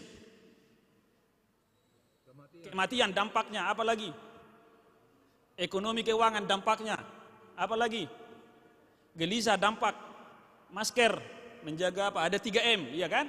Jadi ketika ada COVID yang langsung dalam pikiran kita adalah dampaknya. Kemudian COVID itu apa? Penyakit. COVID itu apa? Kematian. Kemudian ketika ada COVID-19, misalnya ada yang berpikir, oh BLT, ya kan, bantuan langsung tunai. Jadi ada banyak cabang ketika ada satu kata. Kemampuan melakukan mind mapping inilah yang mengarahkan kita dalam percakapan pastoral. Karena ada banyak orang pojok rohana dan terduk nama naha. Dia datang ke rumah pendeta, Amang pendeta haci rohaku, so selesai. Dia kemudian menangis terus. Sebagai pendeta kan kita bingung, ayah harus dohnokku tinangon waing. Itu tertangis seolah karena haci rohaku saya nangis. Wah orang nang terus nangis. Maka ketika haci roh hatiku sakit, orang yang mampu mind mapping, ayah orang mabani nak. Mulai nadi kata isi mabai. Kan itu apanya? Jadi ngabawa hura dampakna. Jadi orang yang memiliki kemampuan mind mapping tidak pernah putus topik untuk berbicara. Sedih, apa penyebabnya? Kan mau juga orang karena sedih naik asam lambungnya. Iya kan? Karena cemas datang migrennya. Jadi migren bisa muncul karena apa? Cemas karena isi dompet sudah tidak ada. Jadi sumbernya dompetnya tidak ada. Dulu ketika dulu sanggul mau masuk gereja kan dia apa? Diukur suhunya. Oh dia mami mana? Tulup lalu dang boleh masuk. Pas dia mapo, imang pendeta akhir bulan buka dompet mi, dibuka ibarat 200.000, yuk kruse tulup lonom. Karena kecemasan sekali lagi bisa memunculkan penyakit. Maka jangan langsung penyakitnya ini dia apa? Diselesaikan. Unang pitor dilen aspirin. Kasih doa sama resah itu. Itulah pada apa? Kemampuan kita melakukan pemetaan atau mind mapping. Jadi mind mapping bukan hanya soal bagaimana menyelesaikan konflik besar, buat dulu enggak. Dalam pelayanan pastoral itu juga sangat penting. Bagi para pelayan yang baru seperti kami datang, pertama-tama datang ke Tarutun Kota, petakan dulu apa yang terjadi di sini. Kelompokkan orang-orangnya. Supaya kita apa? Supaya kita tahu pada berbicara pada penatua ini yang memiliki karakter progresif, berbicara penatua ini yang memiliki karakter troublemaker dan lain sebagainya. Petakan. Kemudian kita akan bergerak di sana sesuai dengan pemetaan itu. Jadi sekali lagi mind mapping ini menolong kita untuk mengarahkan pembicaraan dengan seorang konseling. Kemudian mendengar dengan kasih. Salah satu yang paling penting dalam pelayanan pastoral adalah mendengar. Bahkan GKP tadi dalam buku panduannya melakukan pelatihan pastoral bagaimana mendengar yang baik. 5 menit lagi. Oke, salah satu dari sekian banyak. Oke, 5 menit lagi mendengar. Dalam mendengar ini ada 3 hal yang sangat penting. Yang pertama, salah satu tolak ukur cinta kasih saya pada seseorang adalah seberapa hebat saya mendengarnya. Seberapa baik saya mendengarnya. Molo holong rohaku tinata berkeluh kesaon bigiok do. Dokuma buruni raja. Ale mulodang holong beroaku, maus, dok dapat lagi. Tinggalkan, berbeda mahita. Tetapi kemudian mendengarkan adalah dasar untuk pelayanan sekaligus pekerjaan yang berat. Sebab itu membutuhkan banyak tenaga dan pengorbanan diri dan murah mendengar. Saya baru datang ke Tarutun Kota, saya pernah mendengar seorang ibu-ibu yang berusia 87 tahun 2,5 jam hanya untuk mendengar dia mengapa dia tidak setuju pembangunan gereja. 2,5 jam. Dan di akhir percakapan itu saya hanya mengatakan 2 hal. Yang pertama, inang, di haporsehoro tahe pengakuan orang Batak, ikon panakok kodona poso. Yang kedua, mate dohan non, mate, dapat tuluhon. Pajupang doho do amat tahaduan, pajupang. Molo pajupang kor amat di surgo, molo suku kok ngabuha gereja tay. song-songoni dope. Manang ngadi padingan akar bang napose. Unang pola alusiau mulat mau. Besoknya dia datang. Saya marhusori darah ko padita suku-suku muna Abu Dari. Ibangu pe tahu gereja ini mana. 2,5 jam dia berbicara, saya selesaikan hanya 2 kalimat saja. Saya pulang. Tak perlu banyak-banyak yang lain. Berpikir sendiri, datang ke gereja. Ketika kita ingin mengasah keterampilan mendengar, kita harus mengidentifikasi apa saja yang merusak hubungan kita dalam mendengar, barulah kita masuk pada mendengarkan dengan kasih. Sebetulnya ada prakteknya, tapi nanti itu dalam diskusi akan kita praktekkan. Saya sampaikan dulu ini dalam beberapa menit lagi. Dalam perusak hubungan, ketika kita berkomunikasi dengan orang lain, hambatan dan rintangan, kalau kita salah berkomunikasi, maka akan rusaklah hubungan kita. Colin Robbins menyebutkan beberapa hambatan dalam mendengar. Misalnya kelelahan. Baguda kuulaun, buyarlah konsentrasi, suasana hati, kemudian sikap yang mudah sekali menghakimi, terlalu cepat memberi nasihat dan lain sebagainya. Peragaan ini akan kita lakukan nanti dalam diskusi saja. Kemudian mendengar dengan kasih. Ada 4 prinsip menurut Alkitab. Percakapan Yesus dengan perempuan Samaria. Yang pertama, bersedia hadir. Yang kedua, menentukan tingkat pembicaraan hati atau pikirannya. Ini sangat penting. Jadi kalau orang yang datang berbicara soal fakta, gagasan, dan pikiran, responlah dia juga dengan nasihat, solusi, dan pertimbangan. Utuh-utuh berjalan. Tapi ketika dia mulai berbicara soal perasaan, sikap, dan hati, ini tingkat hatinya, maka responlah dengan apa? Dengan empati, pengertian, dan kasih sayang. Ini bisa seperti ayunan. Terkadang dia di hati, terkadang dia di pikiran. Maka ini harus apa? Kemampuan kita mendengar. Oh, ini di hati, maka respon dengan hati. Ini di pikiran, respon dengan pikiran. Kemudian berusaha agar konseli berbicara lebih jauh. Kita lakukan dengan apa? Pengamatan, ucapan yang peka, dan pertanyaan. Yang keempat, PK menentukan kapan kita mengusulkan perubahan melalui konfrontasi, pengajaran, solusi, dan nasihat. Mendengarkan dengan kasih ini pun akan dipraktekkan, tapi nanti dalam apa saja, dalam diskusi. Kemudian yang terakhir, menimba isi hati.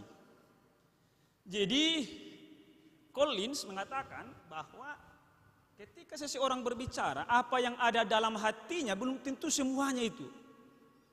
Sebenarnya yang dikatakannya bukan apa yang kita dengar, tetapi masih ada dalam hatinya. Oleh karena itu seorang pelayan pastoral harus mampu apa? Menimba isi hati. Alkitab mengatakan rancangan dalam hati manusia seperti air yang dalam, tetapi orang yang pandai tahu menimbanya. Menimba ini caranya apa? Mengetahui gelembung-gelembungnya. Apa itu gelembung? Pesan-pesan yang sengaja atau tidak sengaja dikirimkan orang ketika ada satu isu atau pengalaman yang penting yang ingin dibicarakan. Pernahkah kita misalnya ketika konseling ada orang datang dipegang-pegangnya tangannya? Ini salah satu gelembung. Kemudian pernahkah ada orang berbicara dengan kita, dia gagap, aku nekudok doa mangalai. Ini berarti ada sesuatu di dalam hatinya, tapi dia tidak mampu mengungkapkannya. Maka seorang pelayan pastoral harus mampu menggalinya. Hane bagasa rohani, pak keluar. Ali langsung ini caranya. Caranya bagaimana? Caranya kita memberi fokus kita padanya. Ada 4 tanggapan pada gelembung. Yaitu yang pertama, berdiam diri. Jangan potong dia berbicara. Kemudian, ajukan pertanyaan tertutup atau terbuka. Kemudian singkapkan dirimu. Dan yang keempat, lakukan pengamatan. Contoh-contohnya misalnya,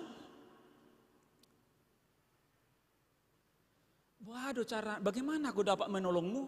Ini pertanyaan terbuka. Yang memberi dia kesempatan untuk berbicara sebanyak mungkin. Misalnya ada pertanyaan yang tertutup. Sudah tenangkah engkau? Dia menjawab, tenang, sudah, selesai. Maka pergunakan pertanyaan tertutup dan terbuka untuk menggali isi hatinya. Kemudian singkapkan dirimu. Misalnya, saya kurang mengerti apa yang Anda rasakan. Bisa cerita lagi? Atau cobalah, kalau dia sedang gugup, cobalah tenang dulu, kopi dulu. Nah, Jangan tegang, tenang saja dan seterusnya. Saya sangat prihatin. Seandainya saya pun yang mengalaminya, pastilah kekhawatirannya akan sama dan seterusnya. Dan lakukanlah pengamatan. Pengamatan ini misalnya dalam kalimat sepertinya atau kelihatannya, kedengarannya seperti dan seterusnya. Ya, menjadi pendorong semangat. Setelah semuanya selesai, maka kita perlu menghantarnya pulang dengan sebuah semangat. Karena dengan mendorong semangat, maka kita sedang memberdayakan dia. Mendorong semangat ini bisa dalam dua bentuk. Yang pertama, menyetujui apa yang dilakukannya. Dan yang kedua, meski kita tidak setuju pada apa yang dilakukannya, tetapi kita bisa mengapresiasi keberadaannya. Misalnya, adakah di antara kita yang suka anak-anaknya mencoret-coret dinding? Kalau dicoret-coret dinding, biasanya kita lakukan pada anak apa? Kotor. Di rumah sekarang, usia 3-5 tahun secara psikologis memang hobinya itu. Dia coret-mencoret. Satu ketika anak saya menarik saya pulang dari sermon, Amung, lihatlah, dibawa ke rumah. Rupanya dinding kamar saya sudah dicoret. Marahnya minta ampun sebetulnya, tetapi saya memilih memberi dia dorongan. Saya peluk dia, terima kasih engkau telah menjadi anak yang menggemaskan. Hukotin lotong ibana, telah anak yang menggemaskan. Cantik kan Amung cantik, melujung ibana tinongna. Inong kata Amung cantiknya. Atau ketika istri saya misalnya setiap saat saya bekerja, antarkan jus, antarkan buah, saya selalu mengatakan, walang di pas dulu nih, tunggu hebah, pepayaon, manis sekali pepayanya, semanis senyummu, wah, naing ganu tiki bana rotu gijang. Karena dia diberi dorongan, dia diberi semangat. Tadi saya bernelpon dia, terima kasih telah menjadi ibu yang baik bagi anak-anakku. Bayangkan dia sendiri di rumah tadi malam datang gempa, 2 anak yang harus diurusnya. Saya beri dia dorongan, terima kasih. Jadi orang pikir kamu maju, hama dorongan newek kamu tu inata. Nanti dalam diskusi, kalau ada waktu saya akan membuat sebuah aksi tentang itu. Saya kira itu yang bisa saya sampaikan. Nanti kita perluas di dalam diskusi. Terima kasih saya sampaikan kepada Ibu Moderator. Mudah-mudahan apa yang saya sampaikan ini bermanfaat. Terima kasih.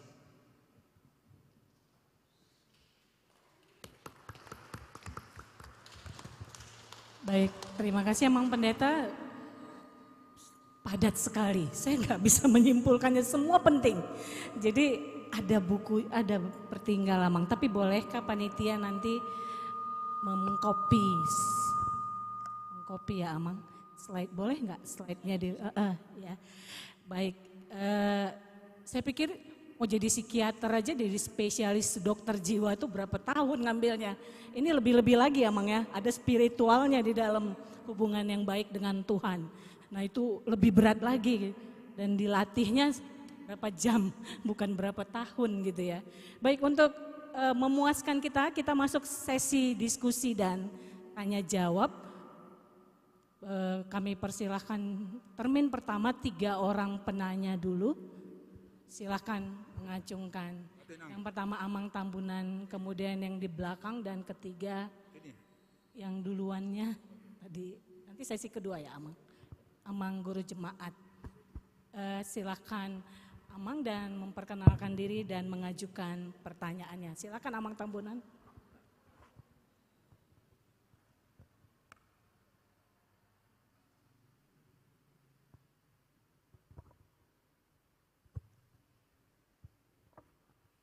Baik, yang pertama saya mengucapkan terima kasih atas kesempatan yang diberikan khususnya kepada saya untuk boleh hadir pada pertemuan kali ini.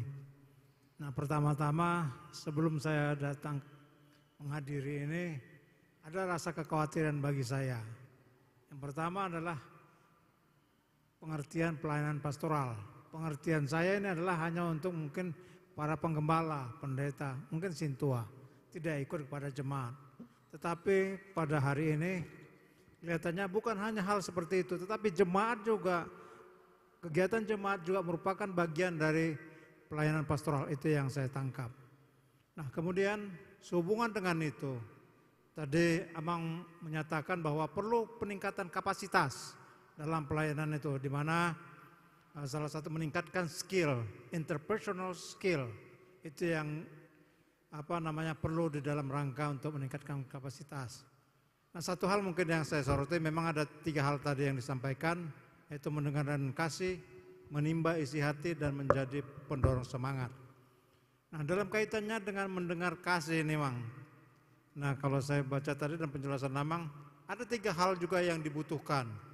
Pertama, memang banyak tenaga yang harus dikorbankan dalam rangka untuk melakukan itu.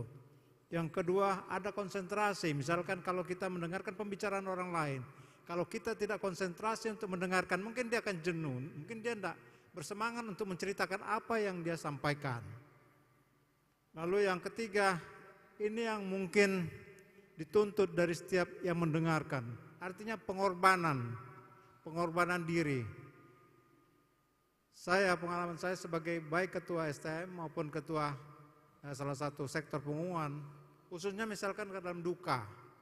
Duka hanya cukup dengan sekarang ini setelah COVID ini, cukup hanya berkata turut berduka cita. Padahal orangnya ada di medan ini, yang duka juga ada di medan ini. Nah, saya berpikir seperti tadi, bahwa kita sebetulnya kegiatan kita dalam pelayanan ini adalah kegiatan pastoral juga. Nah, ada hal yang terpikir bagi saya seperti ini tadi, ada pengorbanan. Artinya mungkin mereka mululawi mengira nama teh, posisi kita misalkan sebagai anak mungkin akan bawa uang partisipasi misalkan. Belum lagi dia mikirkan uang transport lagi. Sehingga ada keengganan untuk datang. Nah, ini juga akan mengurangi, karena kalau dalam bahasa Batak, kalau misalkan kesedihan itu dibagi, akan mengurangi kesedihan itu. Tetapi kalau kegiatan pesta, kalau kita datang itu, kedatangan kita akan seperti meluapkan kegembiraan yang mengundang kita. Ada kebanggaan bagi dia. Misalkan kalau ada pesta, kalau tamu kita yang sedikit, undangan sedikit, rasanya pasti berkecil hati. Saya kira gitu emang ya. Kalau misalkan ada kesedihan, ada orang datang menghibur, rasanya sakit ini hilang. Nah, ini yang saya lihat, sepertinya tidak ada rasa bersalah lagi. Misalkan kalau lihat orang sakit, ya tentu mungkin ya istilahnya bawa uang beli buah, tentu kan akan keluar duitnya. Sementara tadi kita sudah berbicara ketika masa COVID ini, mindset kita itu udah berpikir uang, mau pendapatan pun berkurang, untuk kebutuhan rumah pun berkurang, apa yang mau saya bagikan? Nah, hal seperti ini bagaimana menurut pendapat Amang? Apakah harus kita biarkan seperti ini?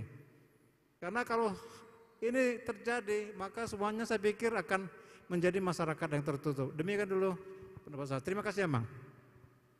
Sudah tercatat ya Amang, apa yang harus dilakukan untuk seluruh pengorbanan. Yang kedua silakan Ina. Shalom bagi kita semua. Saya sangat terberkati dengan pemaparan. Perkenalkan diri dulu Inang, maaf. Kenalkan, nama saya Juwita Brubrutu. Saya anggota jemaat di gereja ini. Saya sangat senang sekali dengan pemaparan Amang Pendeta. Tadinya saya sebenarnya pagi-pagi ada seminar, tapi ketika Inang Marbun mengatakan bagus sekali seminarnya Nang pilih di sini, jadi saya memilih dan saya sangat terberkati. Terima kasih Amang. Yang menjadi pertanyaan saya adalah, saya ketepatan pelayanan di rehabilitasi, penanganan ODGJ dan narkoba. Nah, ketika dalam pelayanan yang kami lakukan, kadang-kadang konseling pribadi, kadang-kadang kami menyampaikan firman juga.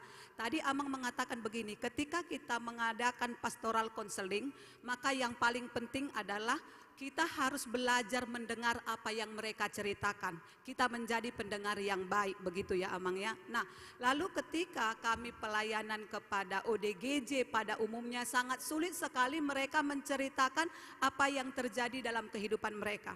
Jadi ada satu kesaksian yang saya ceritakan mungkin juga memberkati kita.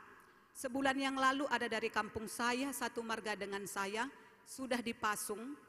Dan mereka telepon saya, bisa tidak dilayani di tempat kamu pelayanan? Saya katakan bisa.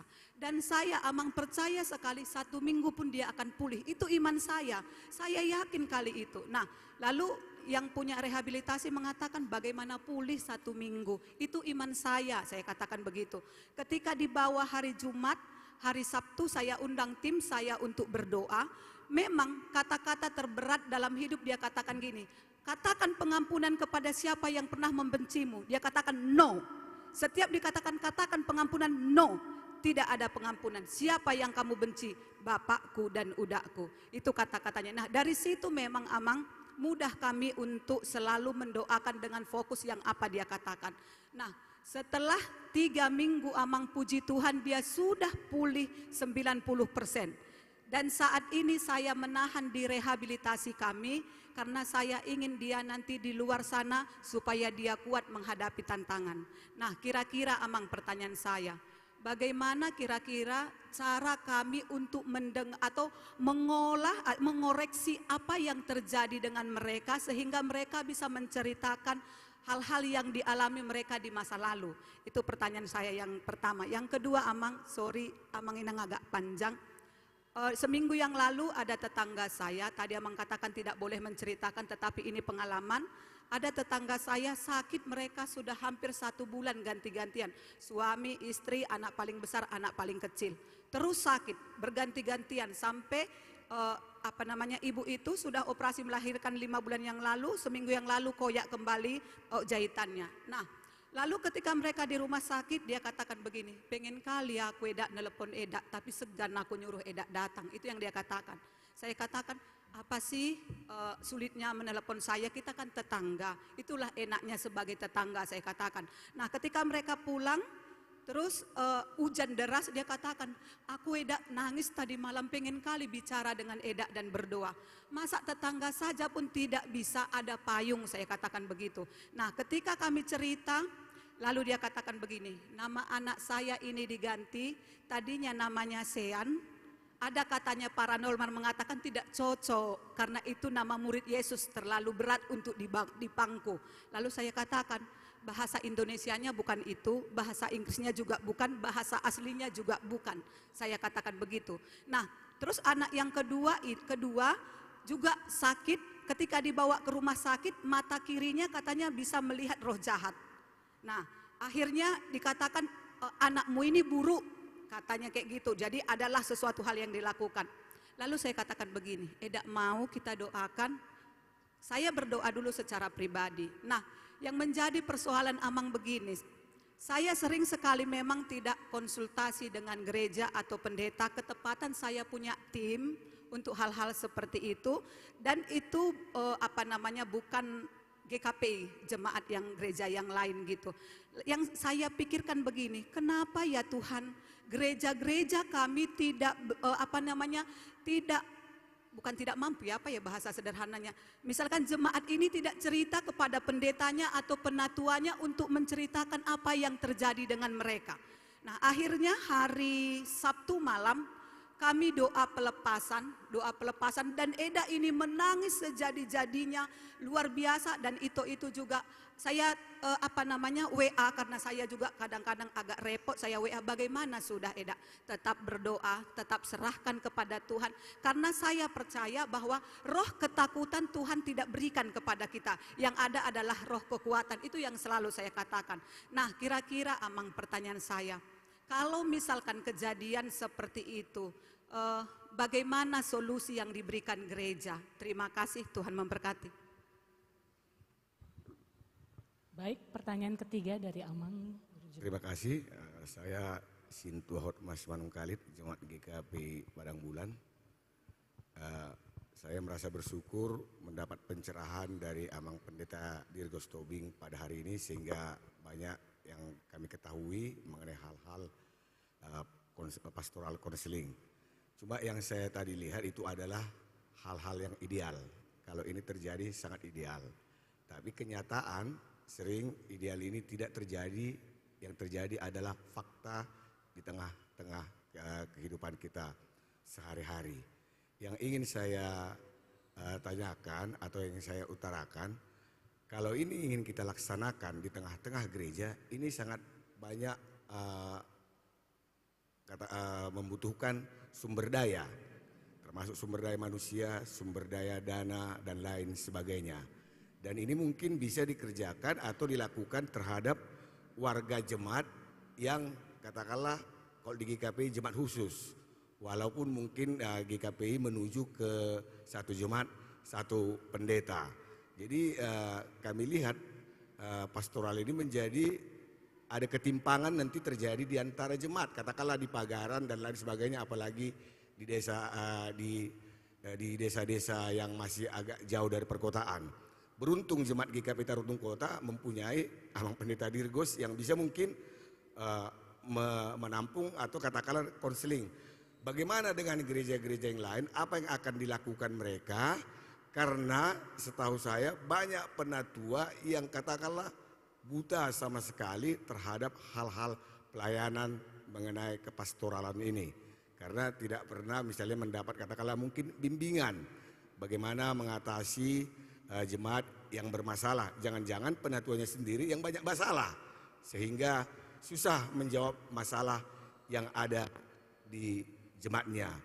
Dan juga saya ataukah saya yang salah, setelah ditetapkan di waktu tempo hari bahwa tahun ini adalah tahun pastoral, seingat saya belum ada misalnya katakanlah panduan dari kantor sinode untuk pelaksanaan di tengah-tengah jemaat. Hanya dikatakan tahun ini tahun pastoral. Nah, jadi ini juga perlu karena di sini ada Amang Pendeta Silitonga, ada Amang Pendeta Tobing, ini perlu juga kadang-kadang kita suarakan agar tidak misalnya ini hanya terjadi katakanlah di kota-kota besar bisa dilakukan ini. Bagaimana dengan yang lain? Terima kasih Amang. Baik Amang, kayaknya Amang langsung jawab karena banyak ceritanya dulu dan akhirnya pertanyaannya. Silakan Amang. Terima kasih. Untung Lainang Pendeta mendoakan saya semalam sebelum berangkat. Karena memang saya khawatirkan di sana kan karena Medan itu punya tingkat intelektualitas yang jauh dari Tarutung, kemudian pengalaman yang jauh lebih banyak, pasti nanti akan ada banyak peluru yang dalam pertanyaan. Tapi karena saya sudah didoakan, saya yakin untuk menjawab. Yang pertama, mulai dari yang terakhir dulu, Amang Guru Jemaat. Ini kan yang ideal, ya. Karena dalam setiap pembinaan kita harus menyampaikan apa yang ideal. Meski memang yang ideal ini belum tentu serta-merta bisa dipraktekkan. Tetapi setiap pembinaan adalah cara bagaimana supaya kita masuk pada hal yang ideal itu. Jadi bukan untuk mengatakan ini ideal ya sudahlah enggak usah dilakukan. Enggak. Jadi pembinaan itu biasanya tidak pernah sekali. Pembinaan harusnya berulang-ulang supaya dia bisa melakukannya. Hanya untuk mengajar anak berdoa pun tidak cukup sekali. Nah, anak saya berdoa, kalau dia berdoa Tuhan Yesus berkati makanan ini. Kalau ayam makanannya dengan ayam. Kalau dia makan sate, berkati makanan kami dengan sate. Kalau ada dua jenis makanannya, dia akan berdoa Tuhan Yesus berkati makanan kami ayam dan kentang goreng. Siapa yang melatih ini terus menerus? Inungnya. Saya hanya sekali-sekali melatihnya, tetapi inungnya. Jadi pembinaan itu harus terus menerus supaya apa? Atau berjenjang supaya dia masuk pada ideal. Bagaimana mengatasi kalau ada jemaat-jemaat yang buta sama sekali para penatuanya perihal pastoral. Itulah sebabnya perlukan pelatihan. Selama bulan April sampai dengan Juni, saya memimpin pelatihan di wilayah 3. Antusiasmenya luar biasa. Saya mengatakan jumlahnya paling maksimal 36 orang. Ya, melalui telepon mereka menyetujui, tapi sampai di Samosir jumlahnya 48. Ini pun Amang Pendeta, kata Amang Korwil, nangurut dohami gebi mulak gudang. Karena dibatasi yang pendetanya. Saya membatasinya supaya apa? Supaya memang yang hadir itu betul-betul paham dan dia bisa langsung melatih di jemaat. Jadi wilayah 3 itu sampai ke Aik Nabara, masuk lagi ke dalam, dan seterusnya. Ke Mandoge misalnya di Kabupaten Simalungun. Ketika selesai pembinaan, saya katakan, apa yang kalian terima, Amang dan Inang terima di sini harus dilatih di resort masing-masing. Dan itu dilakukan, dan saya katakan, kalau itu sudah dilakukan, kirimkan videonya kepada saya. Jadi apa yang kami ajarkan di Samosir, itu diajarkan di jemaat-jemaat. Memang lebih terfokus dan konsentrasi. Kami melaksanakannya, Mang, 3 hari di Samosir. Mahal biayanya, mahal. Alaium marga doaha. Nguluni ruas tahun kan. Oleh karena itu bagaimana jika tidak jemaat khusus yang di wilayah 3 itu hanya kisaran rantau perapak yang jemaat khusus. Yang lainnya jemaat biasa. Tetapi setiap resort mengirim utusannya dan utusan ini mengajar jemaat-jemaat yang ada mengajar para penatua yang ada di jemaatnya. Yang kedua, bulan Juli saya diutus oleh pimpinan sinode ke Jambi, hal yang sama. Wilayah 9 mulai dari Lampung, Sumatera Selatan, Jambi, dan Bengkulu dikumpulkan di Jambi selama 3 hari juga melakukan proses ini. Semua mengatakan, "Ai dakke ada pebinoto sonong padita asai boto homa." Nah, itu artinya apa? Sebetulnya inilah kegelisahan saya sebagai pendeta, dimanapun pembinaan yang lakukan GKP selalu minim pesertanya. Kecuali sambil jalan-jalan, mulai sambil jalan-jalan ke Samosir, ke Brastagi, Tergudang, Doro. Tapi kalau pembinaan agak minim. Seakan-akan warga GKP dan pelayan GKP ini sudah maha tahu dan tidak perlu lagi dibimbing. Kami sudah. Tapi biasanya memang orang yang sok tahu biasanya sedikit tahunya. Dan oleh karena itu sekali lagi teruslah melakukan kegiatan-kegiatan seperti ini. Bila penting terpusat di satu tempat. Kalau mahal kan bisa kita urunan misalnya satu dengan yang lain. Pembinaan itu jangan berhenti di sini. Ya. Misalnya saya hanya punya 1 jam, prakteknya pun tadi tidak sempat lagi, ada 2 praktek tidak sempat lagi. Yang kedua, apakah GKP punya buku panduan? Sebetulnya kita punya, Mang. Sudah dikirim ini mulai tahun yang lalu. Apa program yang harus kita lakukan di tingkat sinode dan di tingkat jemaat? Tapi memang ini sangat praktis. Jadi tidak mendalam apa pengenalan di jemaat masing-masing. Buku ini hanya panduan, maka setiap resort harus membuat mana yang paling tepat bagi jemaat itu. Misalnya tahun ini saya justru berfokus pada pelayanan pastoral anak sekolah minggu. Penyediaan ruang sekolah minggu yang ramah pada anak, itu fokus saya di tahun pastoral ini. Selain membina para penatua di sermon jemaat, dan dalam prinsip saya sekarang soal pembinaan ini, karena setelah penatua cenderung agak sulit untuk datang ke pembinaan, saya lebih suka lama-lama membimbing calon penatua. Di Dolo Sanggul saya 7 tahun pendeta, ada 1 orang penatua di situ yang baru saya habiskan setelah 6 tahun berikutnya. Karena dia tidak menyelesaikan buku panduan yang ada di materi buku panduan yang dikeluarkan oleh GKP. Kita kata bodoh, 1 tahun. Cocok yang padita ngamal marageda, tabal homma, tabalkan. Nah, jadi saya sekarang di Tarutung Kota pun seperti itu. Tahun lalu saya masuk, harus udah bui tabal hona mak calu siton. Jukuni, ngeboto daong, nyodang, tongtang rupe. Setiap hari Jumat kami pembinaan modelnya seperti ini. Saya pakai Infokus, saya ajari. Mudah-mudahan ada sedikitlah perubahan di kita dalam tanda kutip membentuk penatua dan membentuk pendeta. Asal unang asal jadi. Memang dulu sering sekali karena begitu pentingnya penatua itu yang matabal humma. Masih ajar di bagasan deh. Merdu ma gula dohot kopi nai di kalasi ma itu yang masuk ini main. Oleh karena itulah maka diperlukan apa? Pembinaan pasca penabalan. Jadi ada pembinaan sebelum penabalan, ada pembinaan pasca, termasuk para pendeta. Sistem pembinaan fikar terus menerus saya kritisi. Tidak bisa pembinaan fikar hanya 3 hari. Materi-materinya harus jelas terukur dan ini. Sampai sekarang saya terus menerus menyuarakan ini. Ini kan live streaming, mudah-mudahan didengar oleh pimpinan sinode. Supaya apa? Pembinaan fikar ini misalnya kami datang dari beragam sekolah teologi. Dari Medan, dari Jakarta, dari Yogyakarta, dari Salatiga, dan punya ciri dan corak teologi masing-masing di sekolahnya. Maka di GKP sebenarnya harus ada internalisasi. Apa teologi yang dipahami oleh GKP. Supaya apa? Supaya kalau pemahaman teologisnya sudah menyatu, meski memiliki beragam pemahaman, sebelum kita tabalkan ini yang harus dipahami oleh GKPI. Jadi orang beda di Medan, beda di Tarutung, beda di Sumatera Selatan. Ini sering oleh amang hula-hula saya ini di rapat-rapat pendeta. Beda yang kita bicarakan, beda kita putuskan, dan beda kita lakukan. Karena apa? Tidak ada internalisasi dalam sebelum masuk dan setelah masuk menjadi pengerja GKP. Itu amang ya, adanya buku kita dikeluarkan oleh pimpinan sinode. Yang berikut, Inang Berutu. Syukurlah bahwa ada warga GKP yang melayani orang dengan gangguan jiwa, ODGJ, sama dengan Pak Simorangkir yang ada di Pematang Siantar, dan juga orang-orang yang terlibat dalam narkoba. Memang agak sulit untuk mendengarkan mereka. Pertanyaannya tadi sangat singkat sebenarnya. Dengan cerita yang panjang itu, bagaimana kami untuk menimba isi hatinya?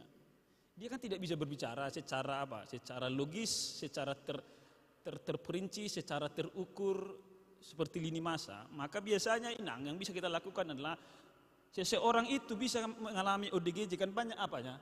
Banyak pemicu-pemicunya. Maka oleh karena itu ketika kita tidak bisa mengajaknya berbicara, bisa kita gali isi hatinya misalnya apa? Dengan gambar. Kalau misalnya dia ODGJ karena maaf, ini pernah dulu mengalami pelecehan seksual, kasih dia gambar.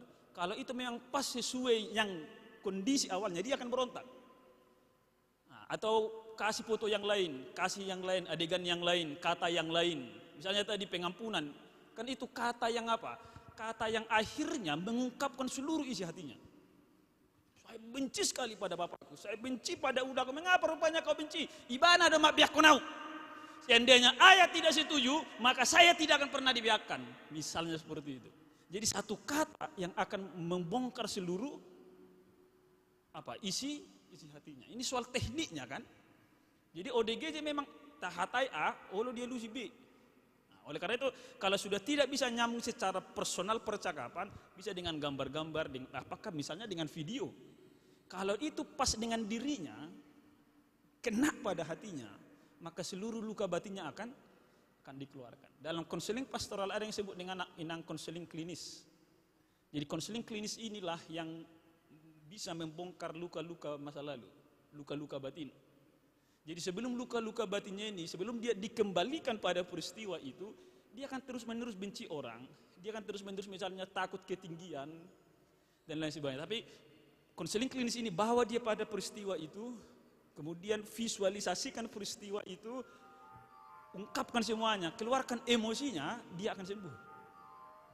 Dan oleh karena itu, sekali lagi, pastoral itu sangat panjang, sangat luas, bahkan konseling pun sangat panjang, ada konseling klinis dan lain sebagainya. Jadi Inang sekali lagi, kalau ada ODGJ, orang dengan gangguan jiwa yang sulit kita berkomunikasi, ada cara-cara kasih gambar, kasih kata, kasih video yang mungkin akan menyentuh pada hatinya. Kemudian mengapa banyak warga jemaat yang sungkan berbicara pada pendeta dan penatuanya dan pada gerejanya? Inilah yang saya sebutkan tadi. Marilah kita memulai dengan apa? Melayani sebagai sahabat, melayani dalam spiritualitas kenosis. Itu sebabnya meski ada banyak spiritualitas yang lain, kedua hal ini menjadi sangat penting. Sekali lagi saya tegaskan, orang halak nama ale-ale, dakkia siganun maceritahun sesuatu tu ale-ale nei. Bahkan sifata tu ale-ale nei do ibana usolhot daripada satabida tu inatana. Anggo tu inatana nu gay marsa koninna kan? Anggo tu ale-ale nei ibabua do. Banyak suami-suami sebetulnya sudah mulai bangkrut, tapi istrinya tidak tahu. Nama boton ise, ali-alena. Maka marilah kita memulai hidup bergereja sebagai seorang sahabat. Tak akan ada lagi warga jemaat yang sakit dan dibutuh gereja. Dan jemaat harus diajar kita ajari juga. Unang meila marsahid. Jojo kasoni do, meili wa mang holak kami terus dia itang yakon. Kami aja terus dijenguk. Itulah lamang cuma 1 hari 2 harinya di rumah sakit, nggak perlulah dijenguk oleh gereja. Ini kesungkanan dari warga jemaat. Tapi kalau bagi orang lain, yang sekali lagi dia melihat itu sebagai ale-alenya, dia tidak sungkan. Begitu Inang ya. Satu ketika saya sedang di Medan sekitar tanggal 4 September yang lalu, ada seorang warga jemaat yang kebetulan sahabat saya, anaknya sedang sekarat. Saya ditelepon jam 3:30 pagi. Kemudian berdoa, "Mang tolong doakan dulu orang tua saya ini udah sekarat." Saya doakan melalui video call. Kemudian sekitar jam 10-11 pada hari itu yang bersangkutan meninggal dunia. Mengapa dia, anaknya ini, saya kan di Tarutung, orang itu di Medan ini mau menelpon saya karena memang kami bersahabat. Jadi batasan-batasan itu tidak mempengaruhi dalam persahabatan. Maka apa solusinya kalau ditanya Inang tadi? Mulailah hidup dalam spiritualitas persahabatan.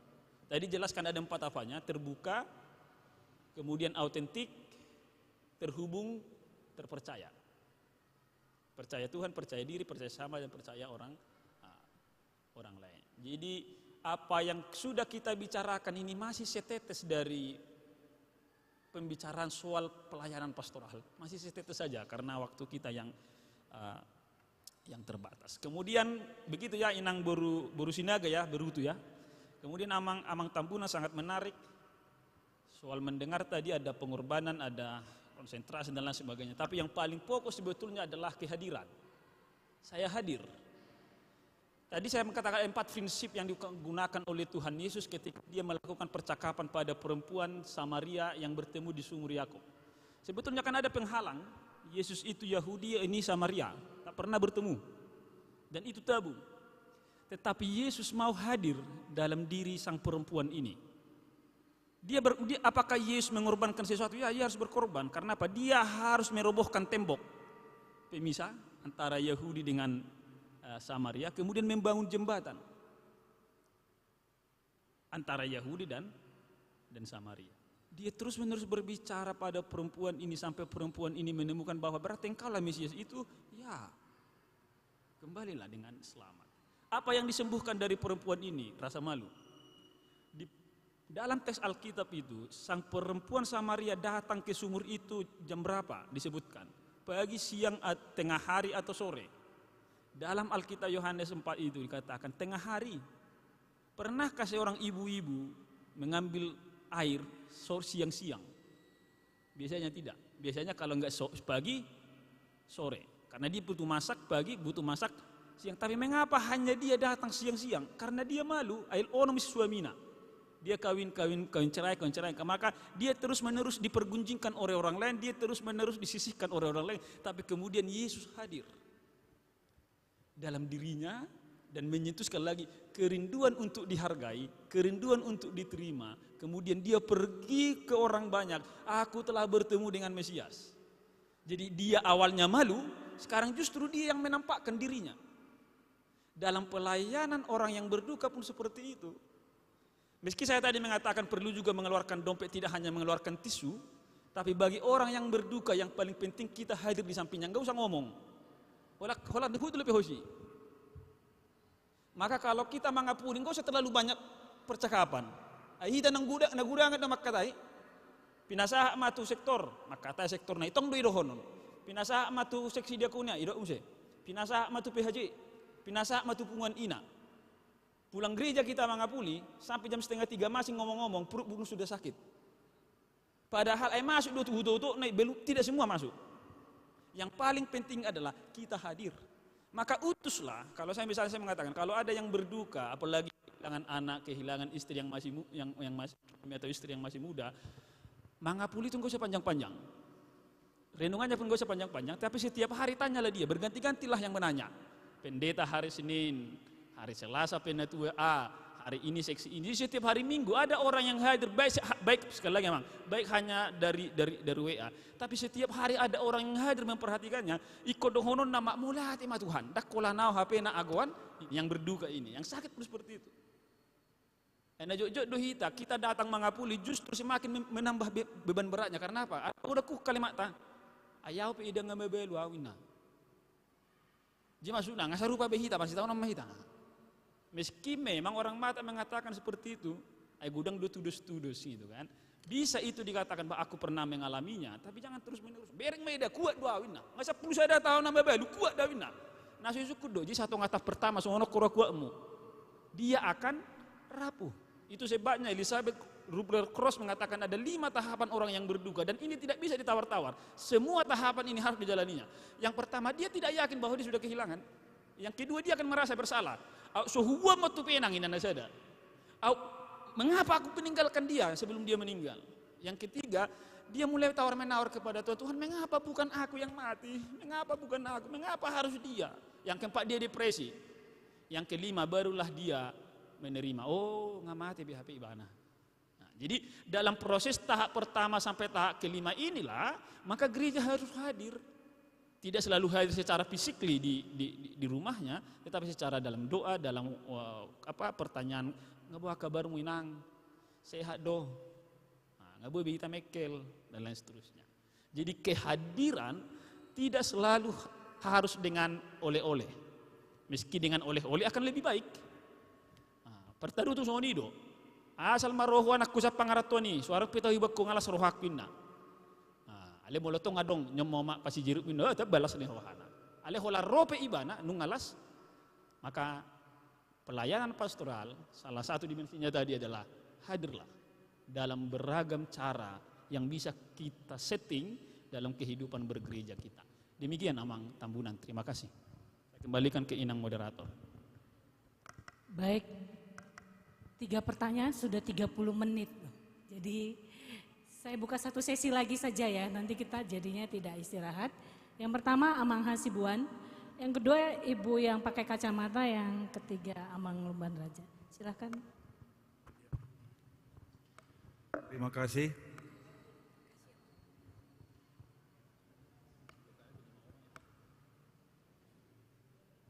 Sebentar, katanya nggak adil kok, sebelah kiri aja, sebelah kanan juga. Siapa yang dari kanan? Sekarang tambah 2 orang lagi saja. Tadi kan 3 nih. Karena ini 3 aja tadi sudah 30 menit ya. Amang Sintua Silalahi dan Amang Sintua Siahaan. Baik, silahkan Amang. Terima kasih atas pemaparan tentang pastoral counseling pada hari ini. Kita tahu banyak sekali jenis-jenis pelayanan pastoral counseling. Yang pertanyaan saya, adakah ya persyaratan bagi seorang pelayan pastoral? Misalnya ya legalitasnya, seperti Inang sana, dia bukan seorang penatua, bukan seorang pendeta, tetapi dia jemaat biasa. Ya. Terus yang kedua, sejauh mana target atau tujuan daripada pastoral counseling yang kita berikan kepada seseorang yang membutuhkannya? Apakah tidak ada hubungannya dengan pengakuan dosa dan pengampunan dosa? Karena bagaimanapun juga salah satu contoh, kadang-kadang, dan saya tahu sebenarnya banyak orang di luar sana yang membutuhkan pelayanan di dalam bermacam-macam pergumulan hidup mereka yang ada hubungan dengan kerohanian. Tetapi bagaimana bila mana juga ada di luar sana yang di luar anggota jemaat GKPI yang membutuhkan pertolongan pelayanan konseling ini. Itu yang saya pertanyakan Abang. Terima kasih. Baik, Inang yang di belakang. Shalom, terima kasih untuk kesempatan ini. Terlebih dahulu saya mengucapkan terima kasih untuk penyelenggara ya, khususnya Ibu Inang Boru Marbun dan Amang Pendeta Tobing dan Ibu moderator di sini. Untuk mempersingkat waktu, saya mau bertanya di bagian sesi karakter tadi Amang.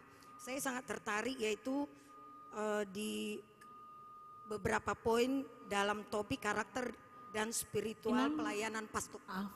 Boleh perkenalkan namanya? Oh iya, saya pikir saya udah dikenal. Saya Maivo Tobing, kebetulan saya saudaranya Amang Dirgos Tobing. Karena sama-sama Tobing, Am.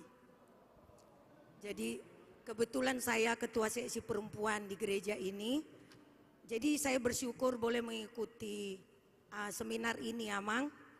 Jadi saya pikir saya termasuk kaum muda. Jadi saya tertarik dengan kalimat Amang tadi, regenerasi. Selalunya di orang Batak kita selalu menghormati yang lebih tua. Nah intinya untuk regenerasi itu saya pikir perlu pengkaderan ya Amang ya.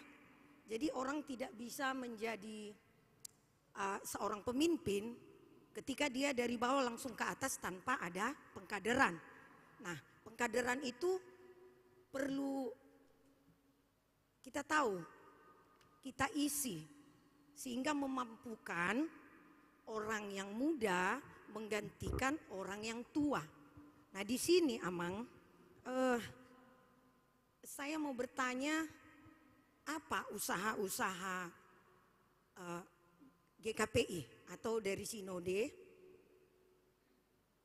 atau mungkin saya rasa untuk lebih kecil lagi seperti saya Lamang. Saya kadang menghormati orang yang lebih tua. Nah pada kenyataannya kadang karena segan, karena kita orang Batak Amang, karena inang Amang itu lebih tua, kadang kita sungkan untuk membicarakan ide-ide yang mungkin yang bukan pemimpin atau warga biasa punya talenta yang lebih daripada orang tua Amang atau inang itu. Jadi saya mohon pencerahan Amang atau ide-ide yang mungkin boleh saya terapkan di lingkungan seksi perempuan. Walaupun di hal-hal yang kecil saya sudah terapkan bahwa seksi perempuan tidak ada yang tidak tahu memimpin doa. Karena dalam kenyataannya kalau saya bilang baiklah doa pembukaan nanti, nah mukanya itu ke pintu, ke jendela atau ke bawah. Artinya mereka kalau boleh menghindar untuk berdoa. Nah artinya Mang ini mungkin hal kecil, tetapi saya mohon arahan dari Amang. Mulia tema dihita.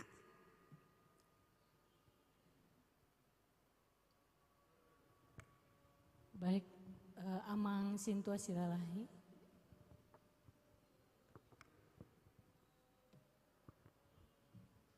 Shalom, terima kasih atas kesempatan. Saya perkenalkan, nama saya Penatua Purnabakti El Siralahi. Adapun yang mau saya sampaikan di dalam sesi ini, momen ini adalah hal tentang pertama ketika tulang saya ini, pendeta ini menyampaikan mengenai mind mapping. Bapak Pendeta menulis COVID-19. Apa yang tersirat di dalam pemikiran kita? Ada banyak hal yang disampaikan tadi, tapi saya mau sampaikan yang tersirat di dalam pemikiran saya. Mungkin nanti Amang bisa kasih penjelasan secara ringkas juga. Pertama, tadi penyakit menular sudah banyak disampaikan. Yang kedua saya mau sampaikan itu adalah tanda-tanda akhir zaman. Kedua, elit global. Mungkin Amang bisa uraikan sedikit tentang kedua hal ini. Yang kedua, ada pertanyaan barangkali ini Amang. Ada seseorang yang bernama misalnya katakanlah Bonggu Sinurat. Kemudian ada hamba Tuhan memberi nama tambahan. Misalnya nama seorang rasul, Musa, Lukas atau siapalah ya. Apakah dia boleh memakai nama itu walaupun secara non formal? Misalnya dia berdoa, Tuhan saya Matius Bonggu, apa tadi itu saya bilang ya kan? Bolehkah dia menyebut itu di hadapan Tuhan? Atau hanya nama baptisan saja? Itu yang kedua. Yang ketiga, singkat saja ini Amang. Mungkin penjelasannya nanti yang panjang. Tapi kalaupun nggak dijelaskan, nggak apa-apa. Apakah memang ini pertanyaan relevan dengan pemikiran Amang juga? Di GKPI kita ini banyak doktrin, pendapat para ahli-ahli GKPI. Ya, Amang ya. Doktrin itu dituangkan dalam bentuk dogma aturan gereja. Tapi saya melihat ada banyak doktrin dan dogma ini yang tidak sejalan, tidak relevan dengan firman Tuhan. Ini saja, tidak usah Amang jawab pun tidak apa-apa. Tapi apakah ini benar? Anggapan saya ini kalau benar, ya Amang diam saja. Kalau salah pun Amang diam saja. Barangkali ini pertanyaan saya. Terima kasih atas kesempatan. Baik, Amang Sintua Siaha. Salam. Terima kasih untuk kesempatan yang diberikan kepada kami. Saya perkenalkan, nama saya Penatua Purnabakti TM Siahaan. Terima kasih untuk pemaparan Amang Pendeta Tubing tadi. Saya ini untuk tindak lanjut saja Amang dan Inang. Supaya setelah acara kita ini, jangan nanti berlalu begitu aja, tidak ada tindak lanjutnya di gereja kita ini. Maka saya melalui pembicara hari ini dan melalui acara kita ini mengajukan supaya di gereja kita ini dibentuk tim pastoral konseling. Supaya jemaat lebih aktif.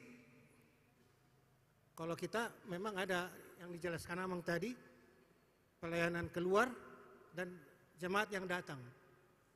Supaya lebih terjadi, karena memang di jemaat kita ini yang terjadi banyak masalah Amang. Di tengah-tengah keluarga jemaat kita. Termasuk saudara saya sekarang ini. Saya tidak sebutkan namanya. Tapi persoalan di keluarga itu akibat itu tadi yang COVID juga. Terjadi kesulitan di tengah-tengah keluarga. Akhirnya suami istri tidak cakapan, tidak melayani lagi apanya semua. Tidak terjadi lagi ketentraman di tengah-tengah keluarga itu. Nah, ini kan perlu dilayani yang seperti ini.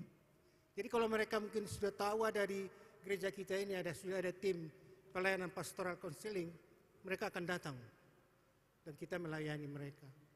Dan yang melayani ini kan tentu ada pelatihan memang. Tidak hanya melayani, tapi dia kan harus punya pemahaman, pengetahuan. Karena bukan di sini tadi kami baca, pelayanan pastoral bukan sebatas pekerjaan psikologi semata, melainkan pelayanan teologis yang berwujud menjadi spiritualitas. Jadi spiritualitas jemaat kita itu perlu juga kita layani. Ada pernah jemaat kita bertanya di grup wake sektor di gereja kita. Dikatakan begini, setelah Yesus naik ke sorga, apakah dia menjadi Tuhan? Nah, ini kan sedih sekali mendengarkan. Memang dia dari orang yang sibuk sekali pada masa dia masih aktif bekerja, dan setelah dia pensiun, dia baru mulai mencari-cari tentang pemahaman firman Tuhan. Itulah pertanyaannya. Setelah Yesus kembali ke sorga, apakah dia menjadi Tuhan? Nah, ini pertanyaan yang sangat menyedihkan. Ini kan termasuk bisa juga pelayanan dari tim konseling nanti, tentu kan dipimpin sama pendeta resort. Dan PHJ, penatua memberikan hatinya yang punya talenta untuk pelayanan seperti ini kan, inilah yang bisa menjawab pertanyaan-pertanyaan seperti itu dan mengunjungi keluarga yang seperti tadi. Terjadi kesulitan, ketidakharmonisan, itu memang usul saya. Dibentuk tim pelayanan konseling dan pastoral di gereja kita. Terima kasih, Amang. Baik, yang terakhir. Maaf Amang tadi ke kanan, lupa Amang ini. Maaf. Silakan Amang Sinto Luman Raja.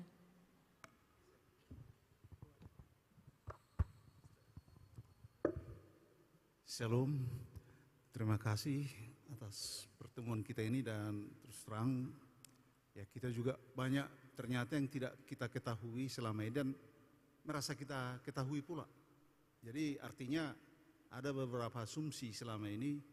Contoh tadi pastoral, bayangan kita konseling dalam arti yang sempit. Artinya konseling itu diceramahi, ditanya apa masalahmu? Oh gampang kan, itu yang selalu yang kita dengar selama konseling di sekolah. Misalnya kenapa terlambat? Jadi ada beberapa hal yang ternyata setelah penjelasan Amang pembicara tadi Amang Dirgos,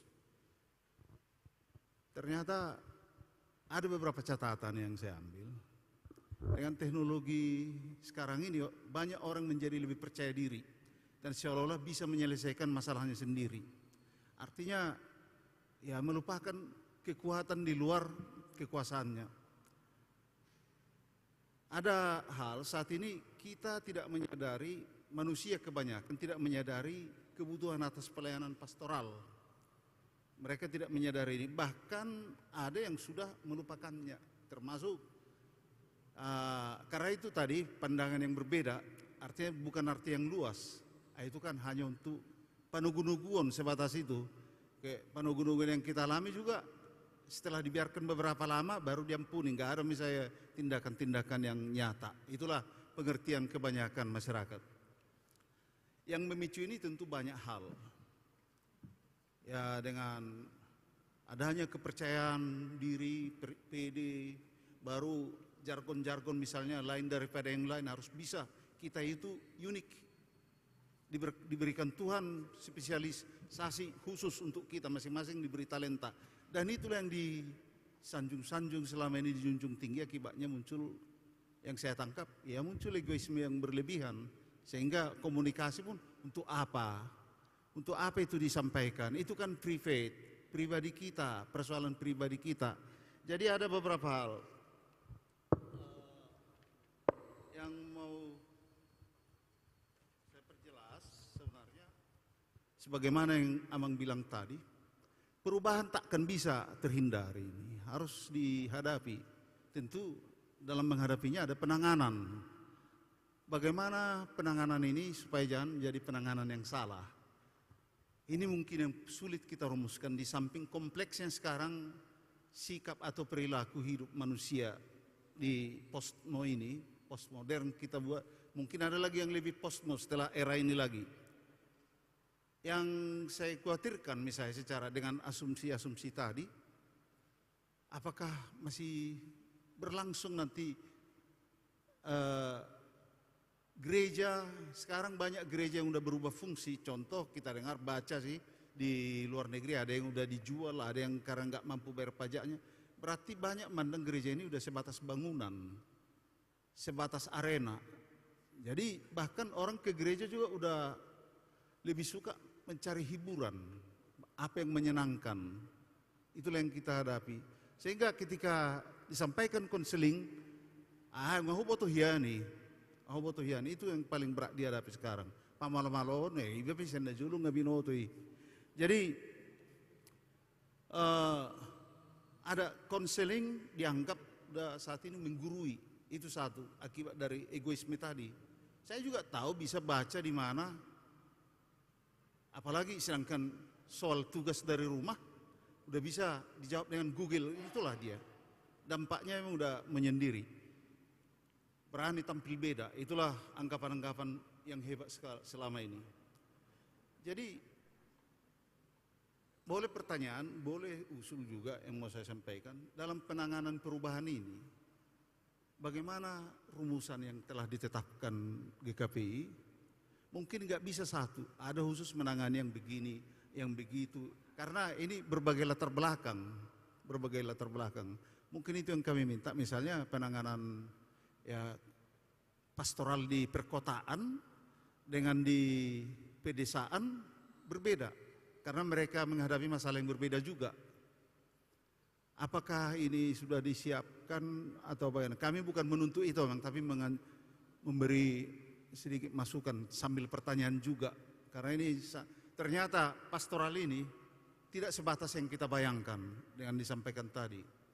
Ada nanti pastoral untuk orang yang artinya hidup dengan tidak normal, seperti yang Inang sampaikan tadi, Inang buru-buru ODGJ. Bagaimana cara untuk itu, apakah itu sudah dirumuskan? Dan satu hal lagi, tadi ada yang bilang, ya orang kita ini paling mudah bersimpati, tapi empati, yaitu yang paling sulit. Mungkin tolong arahanlah dari Amang Pendeta, bagaimana menumbuhkan empati ini. Tapi membuat apa yang akan kita lakukan itu sangat sulit. Tarsoni mah pertanyaan Amang, mau lihat. Baik Amang Pendeta, tapi saya mau tanya juga. Selagi saya jadi moderator boleh tanya gitu. Amang tadi di spiritualitas Kristus itu ada batasan gitu kan Amang? Ada batasan. Jadi saya melihat salah satu ini yang agak sulit, yaitu bagaimana caranya ya kalau ibu-ibu yang menjadi tim konseling itu tidak boleh menjadikan itu jadi gosip gitu loh. Itu kan yang membuat orang enggan melakukan konseling. Nanti jadi diceritain jadi berantem. Yang kedua, apakah tidak sebaiknya perempuan dilayani oleh perempuan saja, laki-laki oleh laki-laki, karena agak banyak tanda kutip bahayanya perempuan ini suka jatuh di kupingnya Amang. Jadi kalau dikasih nasihat bisa terpesona, jatuh cinta pula gitu ya. Jadi pelakor gitu maksud saya. Itu saya pikir kalau laki-laki pada matanya, perempuan pada telinganya gitu. Terima kasih Amang. Katanya boleh satu lagi, ya silakan.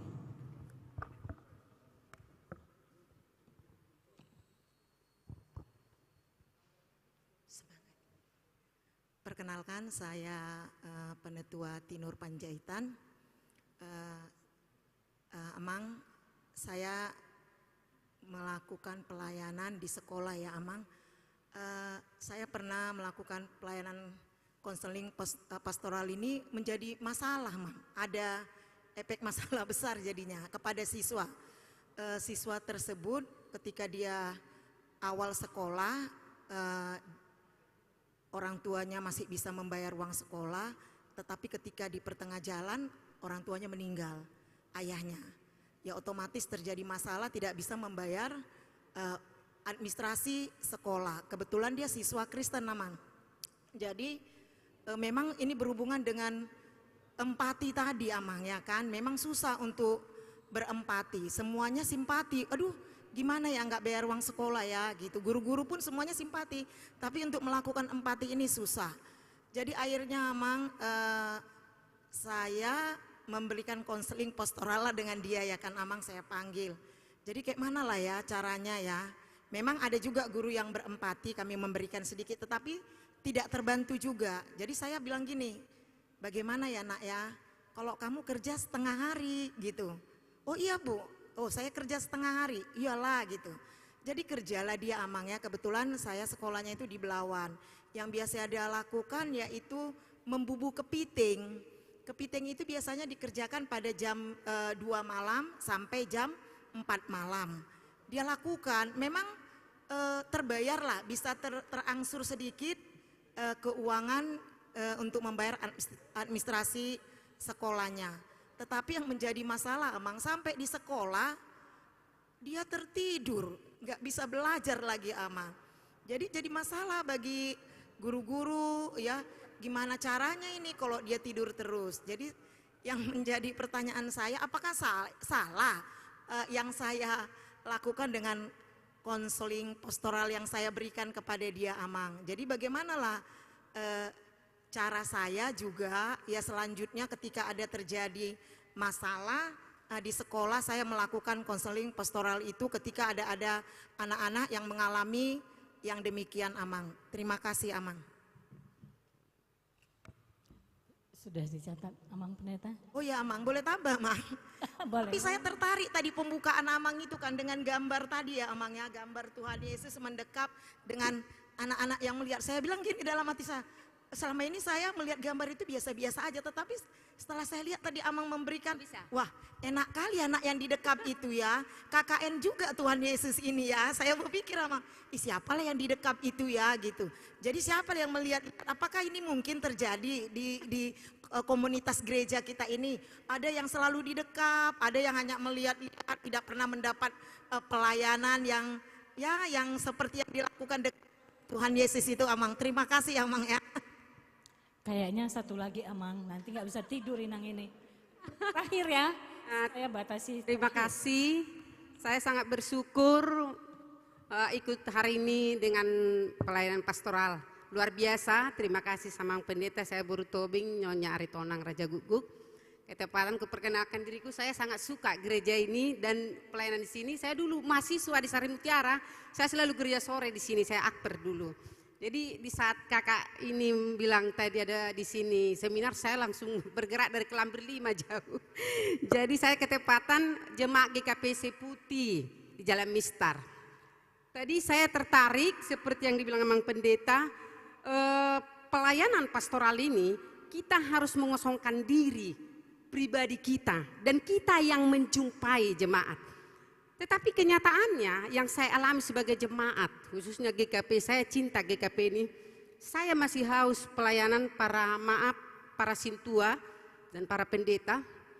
Kulihat pelayanan pastoral ini seperti ini, ya secara teori prakteknya tidak begitu. Dan saya lebih welcome, bahkan lebih respon, seperti tadi respon itu, gereja yang lain lebih respon. Bisa dikatakan zaman sekarang karismatik ya. Tetapi kalau saya sebagai jemaat gini, apa respon kita pada saat penatua, pendeta tidak respon, bahkan kalau kita curhat mengenai, ini kan tadi dibilang konseling, pada umumnya sekarang yang sakit, pada umumnya amplot aja yang jalan. Padahal kita sebenarnya jemaat bukan amplot itu, jumpai nang, name, dikasih amplot. Sebenarnya kita sentuhan tadi, empati. Tapi di lapangan itu sangat bisa ya, kalau saya rasakan itu kurang bagi kita di jemaat GKP Putih. Dan penatua-penatua, maaf bukan maksud saya di sini yang saya alami, bukan berarti saya sih menjelekkan GKP Putih, supaya kita semua mengoreksi bagaimana pelayanan kita ke depan di sini, yang 3 poin tadi. Jadi yang intinya saya mau tanyakan sama pendeta, bagaimana respon kita, bagaimana tindakan kita jemaat yang haus pelayanan seperti pastoral tadi, dan apa yang kita lakukan, apakah kita salah? Seperti saya sekarang saat ini, saya sering gereja di Sriwijaya, karena apa? Ketidakpuasan. Bahkan saya udah gereja pagi, kadang saya pergi ke Carrefour. Bukan berarti saya mau ini, tapi haus saya, kurang seperti makanan. Baru yang kedua, itu tadi pertanyaan saya ketepatan pelayanan di Sahabat Orang Sakit. Saya pernah melayani, kalau bisa dikatakan itu pendeta di Hindu. Saya melayani pada saat itu saya merawat dia kanker. Saya sering baca firman, saya berdoa, saya tidak menawari dia kabar mengenai Tuhan Yesus. Tapi dilihat dia, saya setiap pagi berdoa, dia bilang ditarik tangan saya, suster doakan saya. Puji Tuhan, sebelum dia meninggal, dia minta didoakan. Jadi di situ ada pembaptisan. Tetapi dia minta sebelum meninggal ini seminggu lagi, panggillah pendetamu. Saya panggil waktu itu pendeta Tobing, ketepatan pendeta kami GKPIC Putih.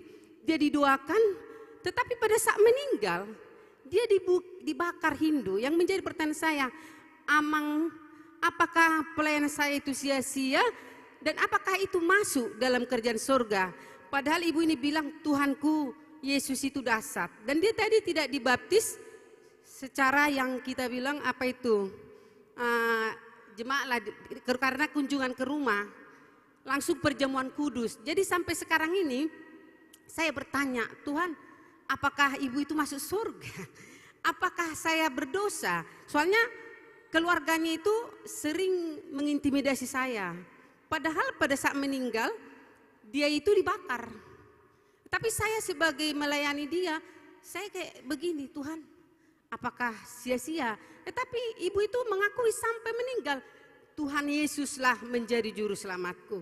Itulah sampai sekarang ini saya mau menanya sama Amang, apakah ibu itu menjadi warga kerajaan surga? Kira-kira itulah yang bisa aku tanyakan bagi Amang. Terima kasih. Baik Amang, silahkan dijawab. Terima kasih. Nampak sekali di Medan ini ada McD, ada Pizza Hut, kemudian ada lagi donat yang kecil itu, Jeko. Jadi beragam pertanyaan, beragam pengalaman sekarang ditumpukan pada orang Tarutung. Mudah-mudahan Saksang Tarutung bisa menjawabnya. Ya, daun ubi Tarutung. Yang pertama dari Amang Opung Hasibuan, ini kan, adakah persyaratan bisa menjadi pelayan pastoral? Jika ini distrukturkan, tentu ada. Misalnya, jika nanti kita menanggapi usulnya Amang Siahaan, supaya ada tim konseling, atau istilah saya lebih pada dewan pastoral. Kalau konseling nanti hanya percakapan-percakapan, dan dewan pastoral itu akan merangkum banyak hal. Tentu ada persyaratannya. Misalnya kan sudah pernah menjalani pelatihan misalnya. Kalau ini mau distrukturkan atau punya pengalaman dalam, misalnya Inang Berutu tadi kan sudah punya pengalaman pastoral, kemudian nanti kita buat bentuk dewan pastoral, maka Inang ini masukkan sebagai warga jemaat meski bukan seorang penatua. GKP ini kan punya semangat sejak awal Imamat Amyang Rajani, pemberdayaan itu sebetulnya adalah jiwa GKPI. Jadi jiwa GKPI bukan pengkotak-kotakan dan bukan pula klerurisme yang hanya sintua atau pendeta yang bisa melayani. Pemberdayaan itu penting. Saya di GKPI Tarutung Kota mendeteksi kemampuan warga jemaat. Ada misalnya di sana dosen STAKPN, bukan sintua, bukan pula pendeta, tapi memang dia memiliki sertifikat sebagai pelayan pastoral.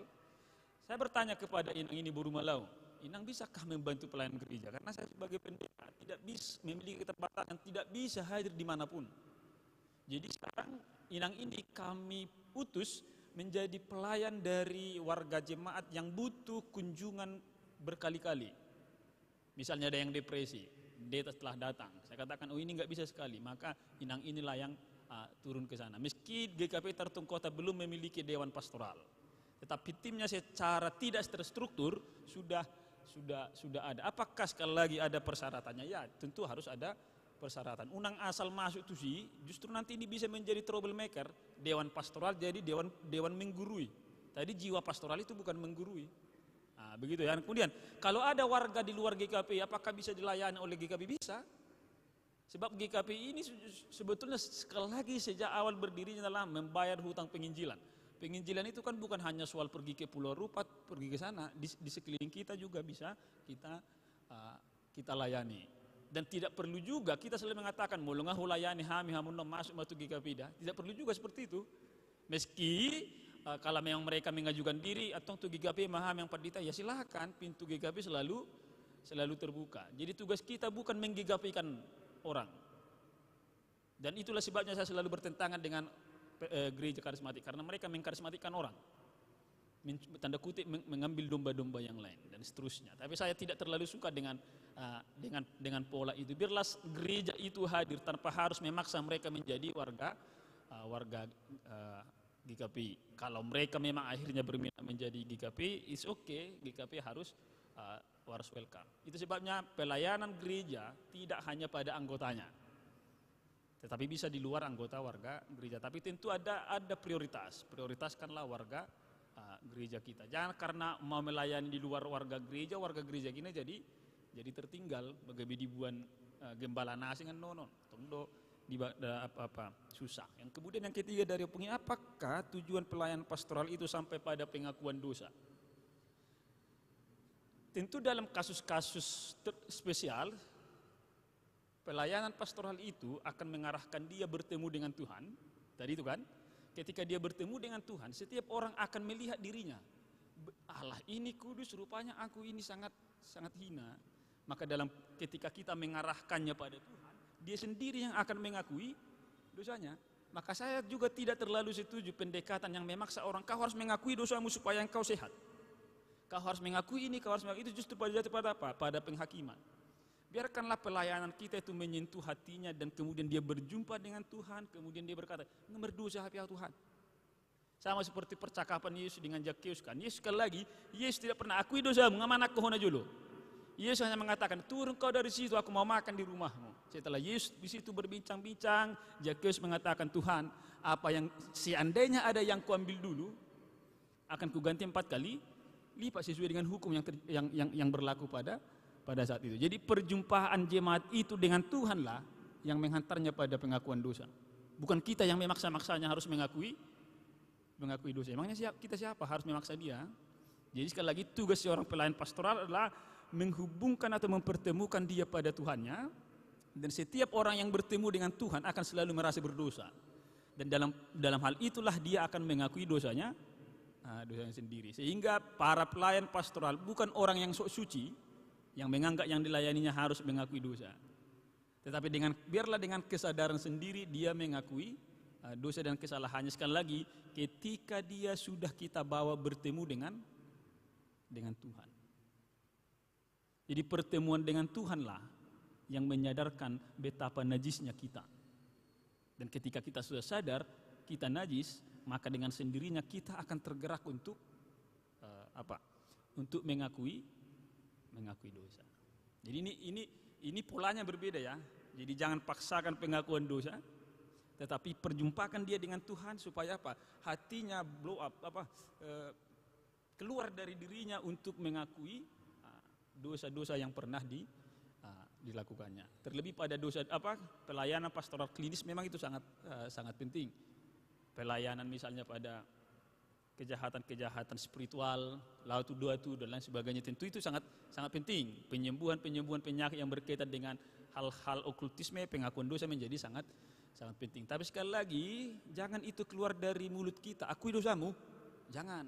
Jadi arahkan saja dia, inilah Tuhan, ini apa yang telah kau lakukan selama ini, rupanya ini. Oleh karena itu ini yang diinginkan Tuhan, ini yang kau lakukan, apa yang harusnya terjadi? Harusnya aku harus mengakui dosa, menerima anugerah. Tadi kan dalam spiritualitas kenosis itu kita kesediaan kita untuk menerima anugerah. Demikian ya, Pung Hasibuan. Kemudian Inang Borutobing, apa usaha GKP untuk melakukan kaderisasi? Saya kira ini pimpinan sinode lah yang akan menjawabnya.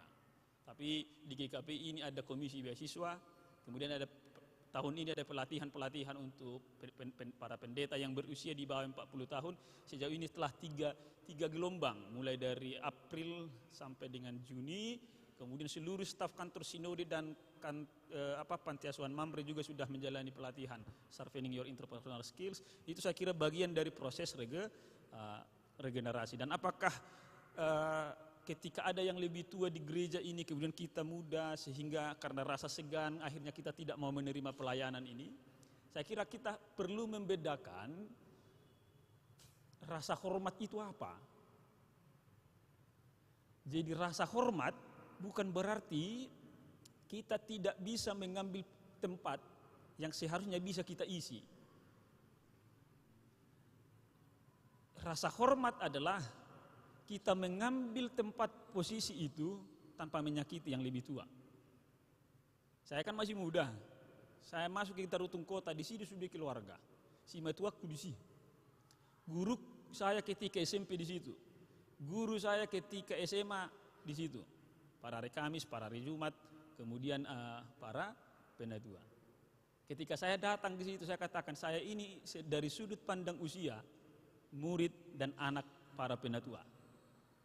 Tetapi dari sudut pandang tahbisan saya sebagai pendeta, saya ini adalah pendeta di tengah jemaat. Maka kalau saya bertemu dengan guru saya yang sintua, oras ibu, saya tetap memanggil dia guru.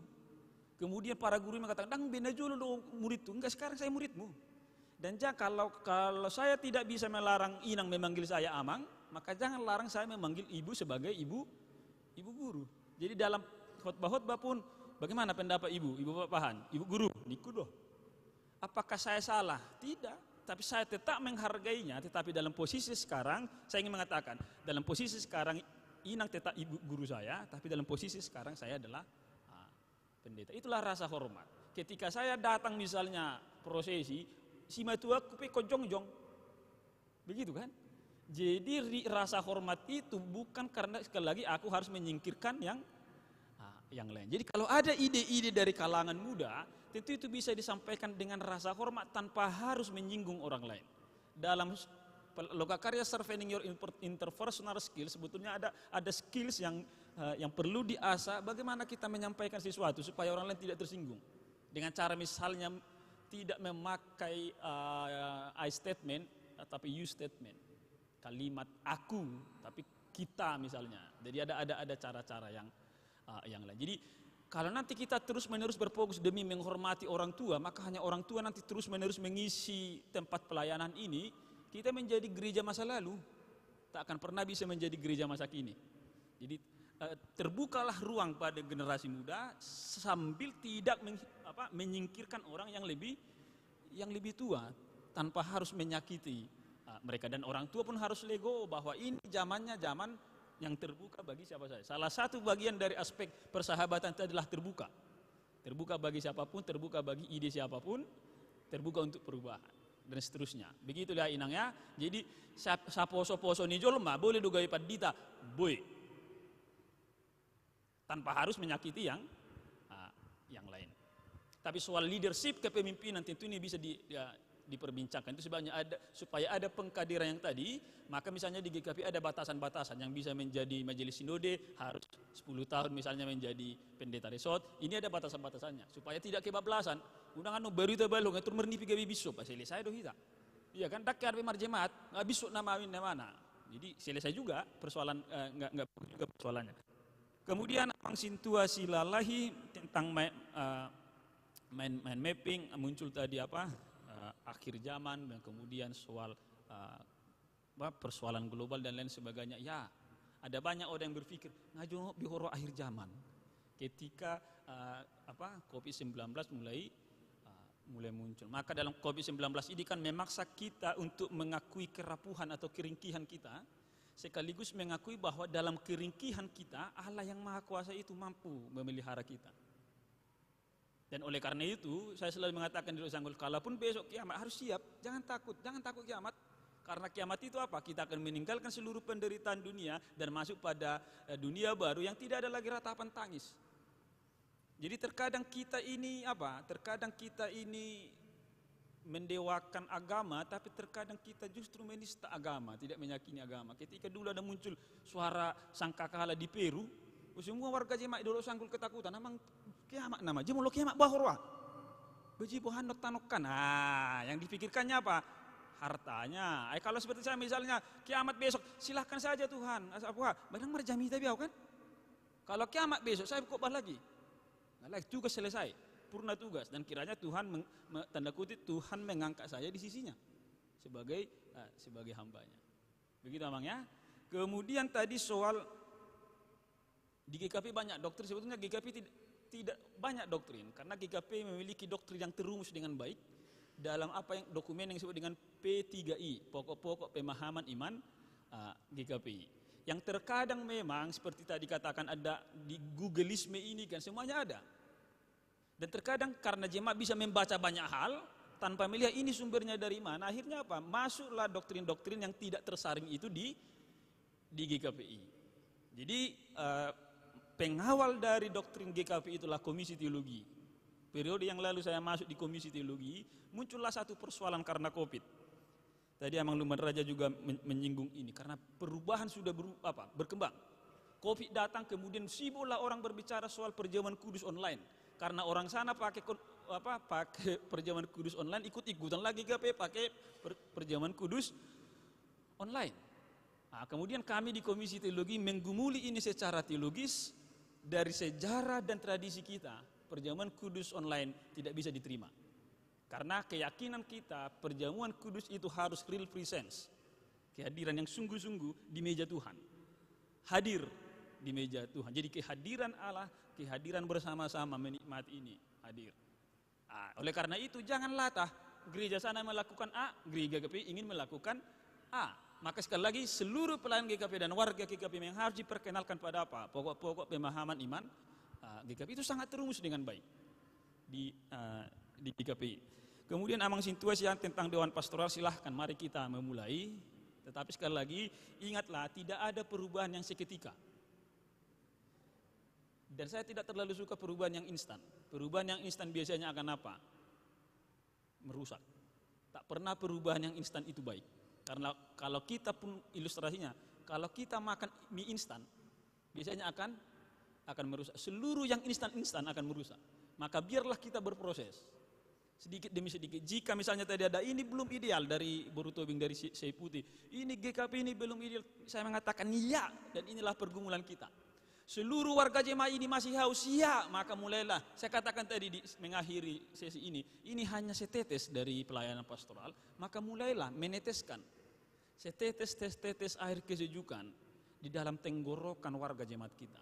Setetes air kehidupan di tengah-tengah hati warga jemaat kita yang sangat haus. Jangan langsung ingin mendatangkan air bah. Enggak siap juga nanti warga jemaat ini. Jadi setetes demi setetes. Marilah kita berproses, dan proses itu sesungguhnya sangat baik dirumuskan oleh GKP dengan renstranya sampai 2030 yang akan datang. Persoalannya ialah kita tidak siap melaksanakan apa yang kita sebut dengan renstra kita. Saya mendorong tadi usulan dari Amang Siahan sekaligus ditor kegiatan ini supaya gereja ini punya tim pastoral. Jadi bukan tim konseling. Tim atau dewan pastoral, bidang-bidangnya mana? Nanti seperti yang sudah saya sampaikan tadi. Kemudian Amang Lumban Raja juga mengatakan bagaimana pastoral di perkotaan dan pedesaan tentu berbeda. Seorang Romo Katolik di Jakarta menulis sebuah buku yang berjudul Puber Metropolitan. Nah, jadi Puber ini singkatan dari Paguyupan Umat Beriman di kota-kota metropolitan. Jadi buku ini mengupas bagaimana melakukan seluruh bingkai pelayanan dalam bingkai metropolitan. Nah, oleh karena itu, bisakah kita membuat puber pedesaan? Bisa.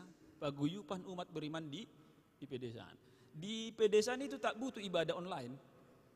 Misalnya, yang butuh di sini adalah ibadah di tengah sawah. Iya kan? Mulai dulu sanggul, nada buat duh rasa martuha di dulu sanggul.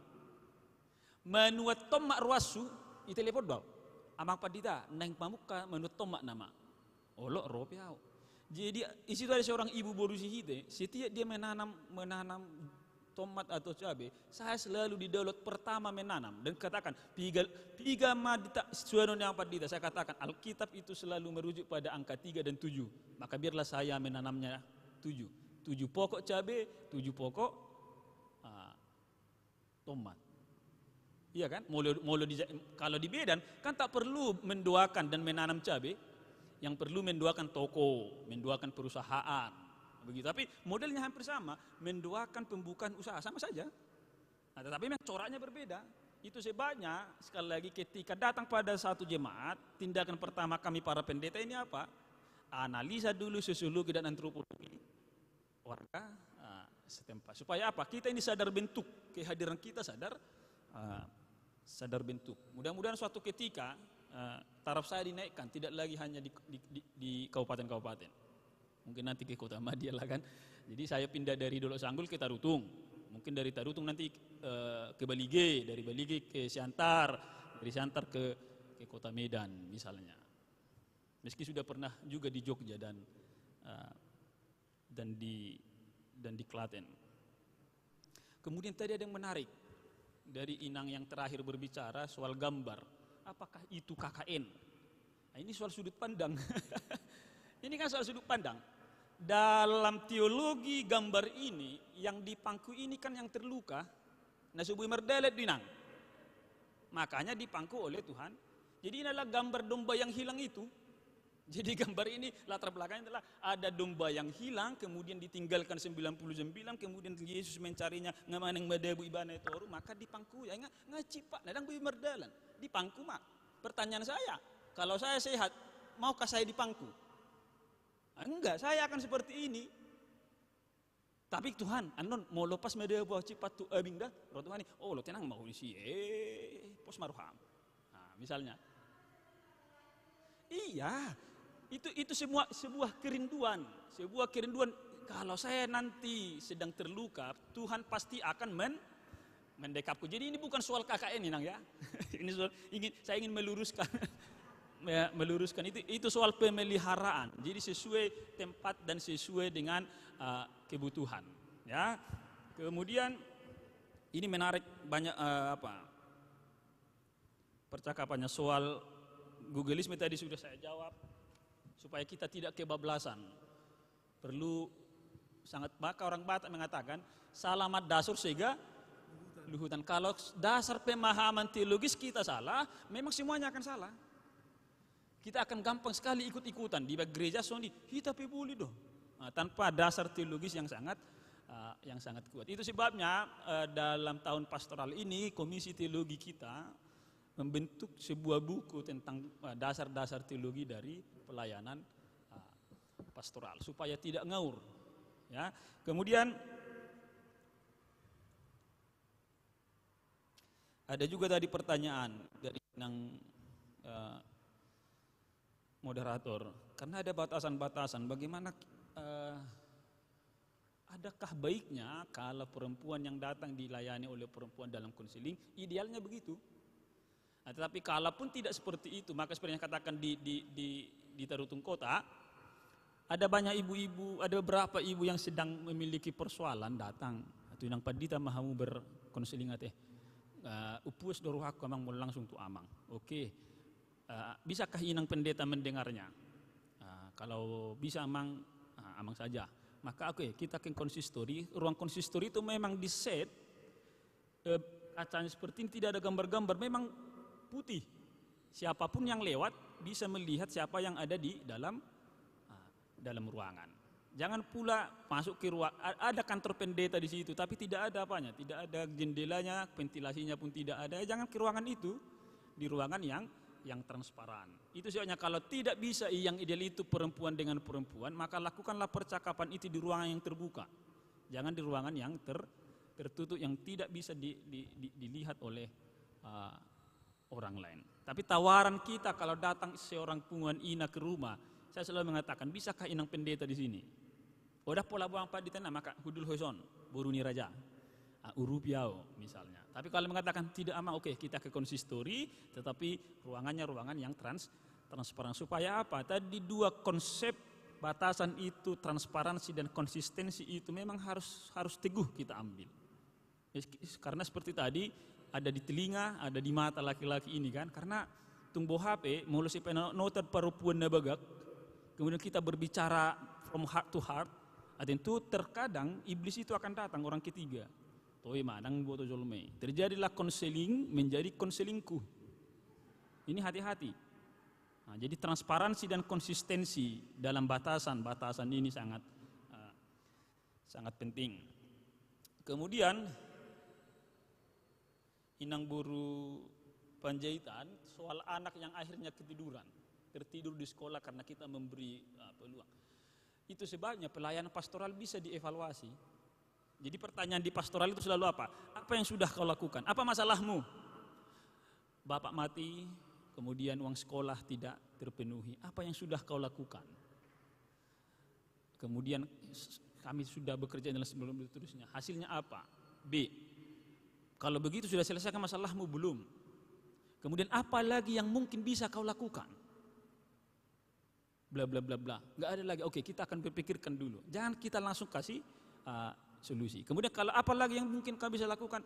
Terkadang memang warga jemaat mengatakan ngebuntu tak bisa lagi, maka disitulah kita memberi tawaran. Oke, saya tawarkan A, B dan C. Sekarang sudah ada salah satu jalan keluar, tapi jalan keluar ini akhirnya memunculkan persoalan yang lain. Maka kan bisa dievaluasi. Adakah pekerjaan yang lain yang bisa dilakukan selain dari mencari kepiting di subuh-subuh? Nah, ini ada peluang-peluang yang lain. Tapi pertama-tama sang yang bersangkutan yang harus menjawab, adakah kemungkinan yang lain? Kalau tidak ada, barulah kita memberi jawaban. Misalnya, ada sahabat tukang fotokopi, maukah engkau bekerja di situ part time misalnya?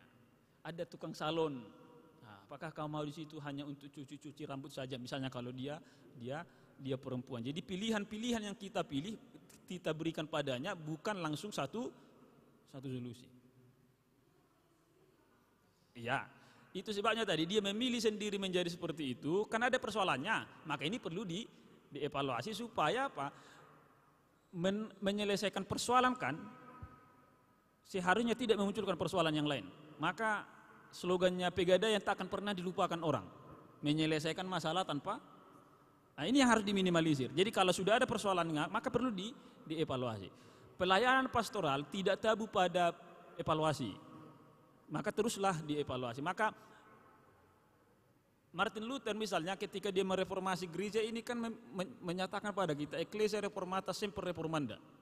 Gereja yang sudah reformasi harus siap terus-menerus untuk mereformasi diri. Jangan mentok, enggak diubah, enggak direformasi, tak bisa lagi direformasi. Enggak.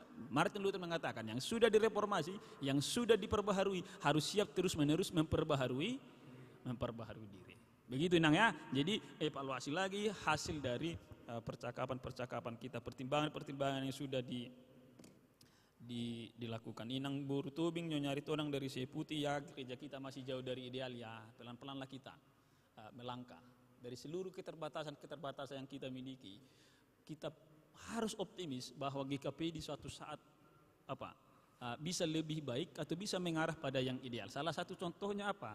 Saya selalu mengusulkan kepada para pimpinan sinode atau para senior saya mengatakan begini, kalau ada misalnya mau pemilihan, datang kepada saya selalu bertanya, Amang apa yang Amang pikirkan tentang GKP tahun 2035?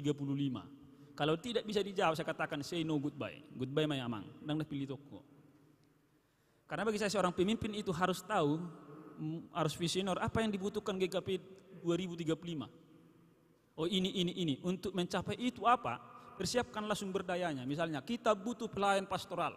Sekolahkanlah pendeta GKP 2-3 di teologi pastoral. Kita butuh konflik manajemen. Maka sekolahkan pendeta GKP mulai dari sekarang. Sehingga pada 2035 yang akan datang, ketika ada seminar dalam topik apapun, pendeta GKP siap sebagai narasumber.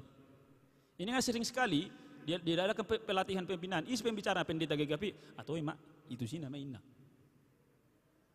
Kalau pendeta GKP narasumber, nak semangat jol ale mau pendeta HGBP karena ada pendeta doktor, pendeta dari GKP pendeta doktor, berduyun-duyun. Nah, ini yang harus diubah. Maka petakan apa kebutuhannya, sekarang maka untuk mencapai tujuan itu apa yang harus kita butuhkan? Pembinaan secara terstruktur dan berjenjang, itu yang dibutuhkan oleh GKPI. Maka pelan-pelanlah kita memperbaiki GKPI ini, tetapi harus gerak bersama, harus bersinergi. Semua orang harus ikut dalam arak-arakan peziarahan menuju yang ideal ini. Tak cukup hanya Padang Bulan, tak cukup hanya Tarutung Kota. Itu sebabnya GKPI Tarutung Kota datang besok ke sini dalam kebaktian malam, kebaktian sore dan malam, supaya apa? Pemda kota ini memiliki sense of belonging pada GKP Tarutung Kota. Dan saya sudah minta izin pada Amang Pendeta dan Inang Boru Marbun. Ini saya bawa 15 buku baru terbit pada bulan Agustus yang lalu. Kemudian buku ini diminta oleh panitia pembangunan kami. Amang, bisakah kami menjualnya? Bisa, silakan saja. Dan saya sudah minta izin pada penerbitnya. Dari penerbit ini memang harganya 57.000, tapi panitia menjualnya 100.000. Jadi saya katakan kepada pendeta, bisakah saya bawa ini 15 buku Amang dan sama Inang sana, mana tahu ada warga Padang Bulan dalam sesi seminar besok mau membelinya seharga 100.000 untuk membantu pembangunan GKPI, silahkan katanya. Jadi semangat bahwa kita ini dalam satu arak-arakan, itulah semangat kami datang ke GKPI Padang Bulan. Jadi unang Peter Gepida Inang Dasa GKPI, tetaplah GKPI meski GKPI ini masih perlu kita benahi. Yang terakhir soal yang dikremasi dan dia tetap, saya sudah mendoakan apakah dia selamat, dia sudah mengakui sebagai Tuhan dan Juru Selamat, apakah dia selamat dari dia soal masuk atau tidak masuk surga itu keputusan Tuhan, tetapi kita diberi panduan. Di dalam Markus 16 ayat 14 sampai 15, siapa yang dibaptis, siapa yang percaya dan dibaptis, dia diselamatkan. Tetapi siapa yang tidak percaya, dia akan dihukum. Jadi kan ada jelas, percaya, dibaptis, selamat. Yang dihukum siapa? Yang tidak percaya. Jadi kalau dia sudah percaya tapi belum dibaptis, ya kita serahkanlah pada Tuhan.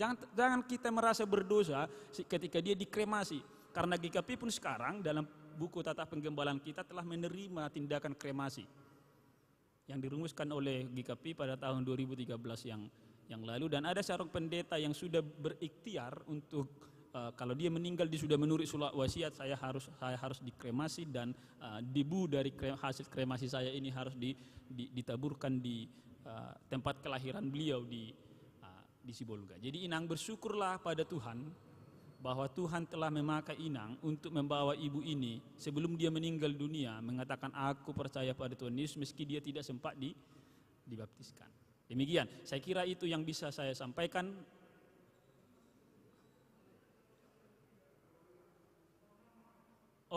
Apakah nama seseorang bisa didoakan meski itu bukan nama baptisannya? Jawaban saya sederhana, bisa. Apalagi kita ini kan orang Batak, opung ni harta heonina. Opung ni sidipos misalnya kan. Martangyang meta, ale Tuhan de bata amana mitongo dono yang marsahit anak haholongan ni roham. Katakanlah namanya Tuan Markus. Tuan Markus lubat tobingon manang opung ni sidiposon. Opung ni sidipos kan tidak dibaptis itu. Tapi ketika masuk ke surga, opungnya itu enggak ditanya, opung ni sitahehon, ya daong. Tapi siapa namamu ketika dibaptis? Jadi soal penyebutan nama, apakah Tuhan tahu bahwa dia opung ni sidipos? Ya tahulah, karena Allah itu Allah yang maha. Tapi ketika mendaftar, namanya siapa? Tuan Markus. Maka ketika dibuka buku pendaftaran di sana, Tuan Markus. Nah, rodoi. Dan idokon opung ni sidipos daong, karena opung ni sidipos itu tidak tercatat di surga. Itu hanya tercatat di mana?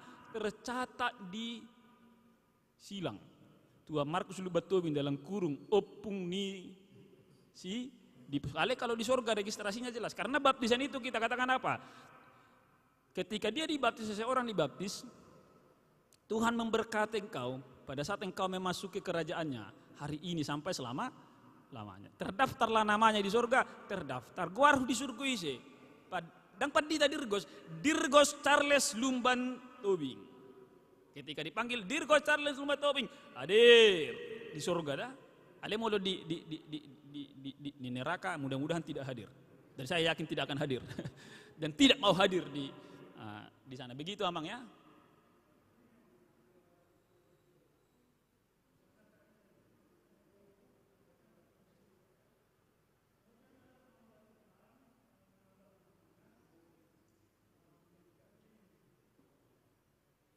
misalnya diberi gelar Markus tadi, Markus Bonggu ini. Kemudian dia berdoa, nggak ada istilah opung ini Amang ya, supaya kita fokus ke titik persoalannya. Kemudian dia berdoa, Tuhan, saya Markus Bonggu, mohon ampun atas segala dosa saya. Bisakah seperti itu atau hanya dia pakai nama Bonggu titik-titik ini? Karena nama Markus ini misalnya ada tim hamba Tuhan, dia memberi gelar itu. Oh, gelar. Nama rasul. Jadi dia pengertian dia bisa pakai nama itu dalam berdoa pun dengan Tuhan, dia tambahkan nama itu. Itu maksud saya. Apakah ini secara Alkitabiah dibenarkan, secara rohania bisa dipergunakan, atau bagaimana menurut pandangan firman Tuhan? Terima kasih. Terima kasih. Jadi penambahan nama ini atau penambahan dan perubahan nama sering terjadi ketika apa? Ketika ada warga jemaat, ada orang dewasa kemudian dibaptis. Maka dia diberi nama tambahan. Misalnya dulu ketika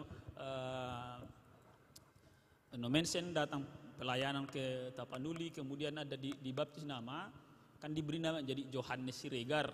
Padahal namanya dulu adalah nama yang lain. Maka sekali lagi yang terdaftar di sana apa? Nama baptisnya. Jadi kalaupun dia berdua dengan memakai namanya yang lama, it's okay. Nama baptisannya it's okay.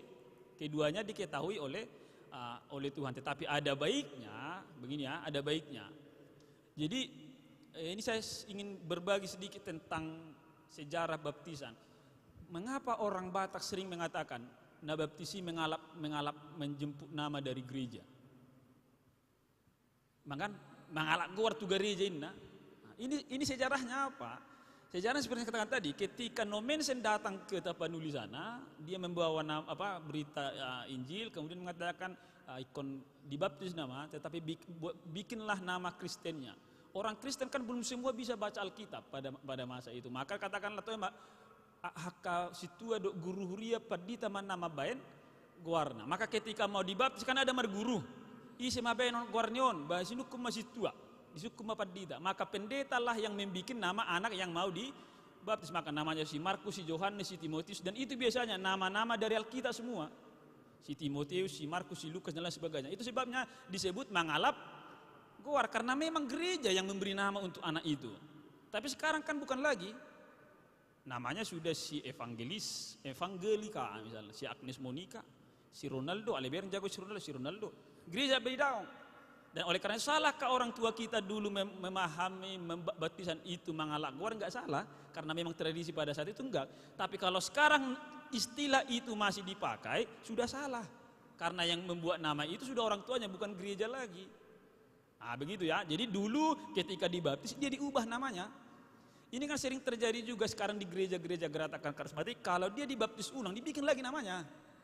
Ini menjadi persoalan teologis. Kalau yang sudah pernah dibaptis kemudian dibaptis lagi dengan nama yang baru, ini persoalan teologis, karena baptisan ulang tidak pernah bisa dan tidak pernah diakui di dalam Alkitab. Tapi karena mereka punya penafsiran tersendiri tentang itu, ya bahasa Bataknya biarlah mereka mempertanggungjawabkan pemahamannya sendiri tanpa harus kita hakimi mereka, dan kita mempertanggungjawabkan pemahaman penafsiran kita sendiri tanpa perlu dihakimi oleh mereka. Tapi ketika ditanya salahkah baptisan ulang, GKP mengatakan salah. Salahkah memberi nama yang baru bagi orang yang sudah pernah dibaptiskan? GKP mengatakan berdasar pada teologi baptisan salah. Saya kira itu yang bisa saya sampaikan. Mudah-mudahan apa yang saya sampaikan dalam usia saya yang masih muda ini bisa diterima dengan baik. Terima kasih, Tuhan memberkati. Saya kembalikan ke moderator.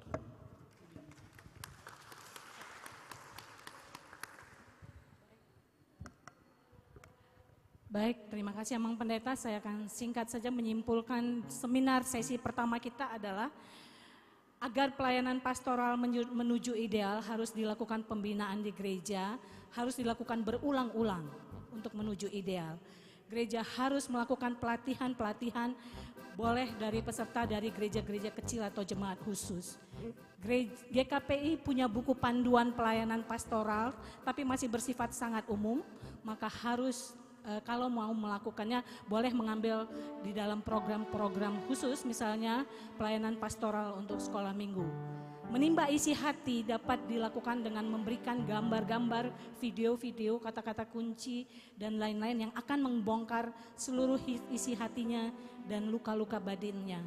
Jemaat yang sungkan dengan pendeta dan sintuanya, marilah para pendeta dan sintua menjadi sahabat bagi jemaatnya. Kehadiran sangat diperlukan dalam pelayanan pastoral untuk menjawab kebutuhan dan kerinduan yang ada di hatinya. Misalnya, kehadiran adalah yang paling penting sebagai tempat untuk penghiburan. Tidak perlu dengan berbagai kalimat-kalimat dan nasihat-nasihat pada saat misalnya dia berduka. Tapi kehadiran berulang-ulang sangat dibutuhkan. Syarat untuk menjadi dewan pastoral harus ada supaya tidak menjadi permasalahan di kemudian hari. Seperti misalnya punya sertifikat atau sudah punya pengalaman. Dalam pelayanan pastoral tidak harus ada pengakuan dosa dan pengampunan dosa. Biarlah pelayanan kita menyentuh hatinya dan dia jadi percaya pada Tuhan. Perjumpaan pribadinya dengan Tuhanlah yang membuatnya mengaku dosanya. Regenerasi GKPI selalu dilakukan melalui pelatihan-pelatihan dan gereja sudah melakukannya. Rasa hormat kepada pelayan yang lebih tua sangat diperlukan, tetapi berarti kita bisa mengambil tempat pelayanan mereka tanpa menyakiti hati para pelayan tua. Mereka tidak menjadi merasa tersinggung. COVID-19 boleh menunjukkan sudah dekat akhir zaman, tapi kita tidak perlu takut menghadapinya. GKPI punya doktrin yang tetap dan terurus dengan baik ada dalam pokok-pokok pemahaman iman GKPI.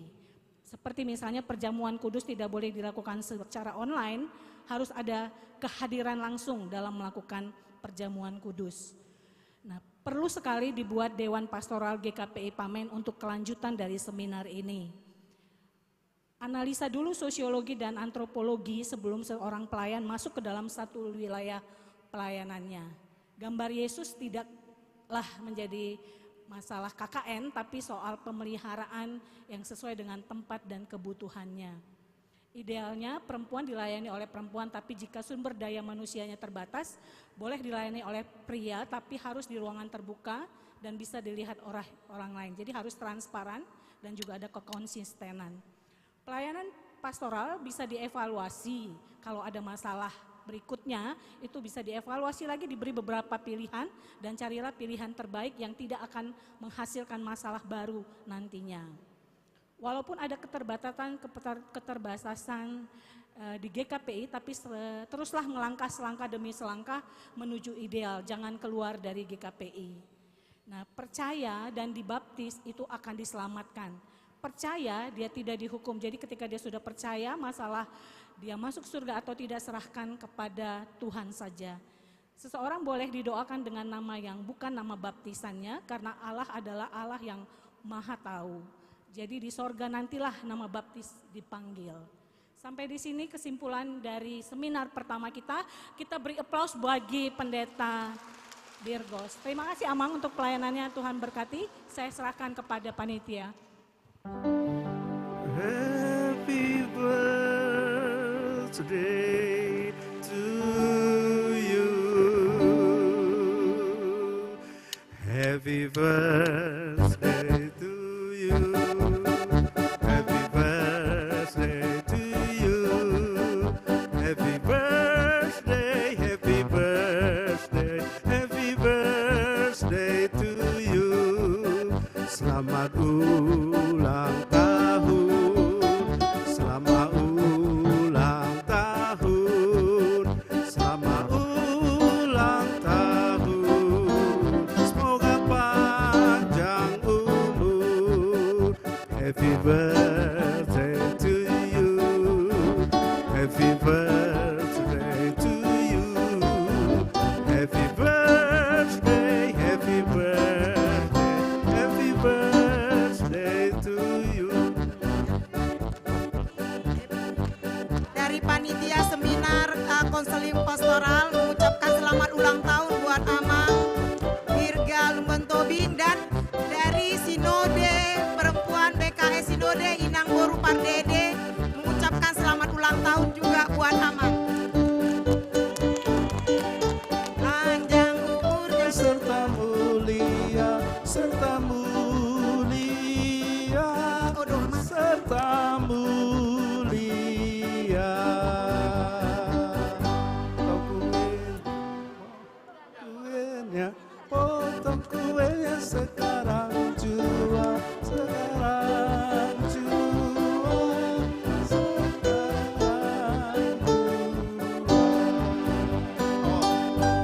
kue di samping gereja.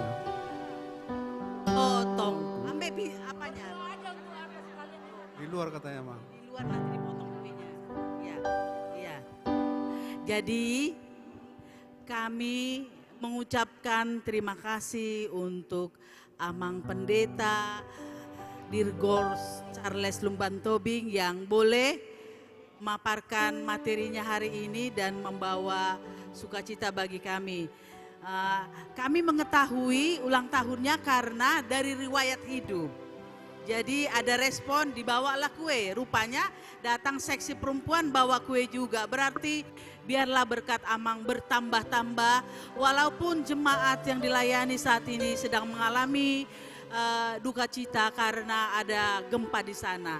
Kami berdoa Tuhan memberkati semua jemaat di sana. Ya, oleh karena itu Amang Pendeta akan berdoa dan sekalian doa makan. Pasaha batu kue naik.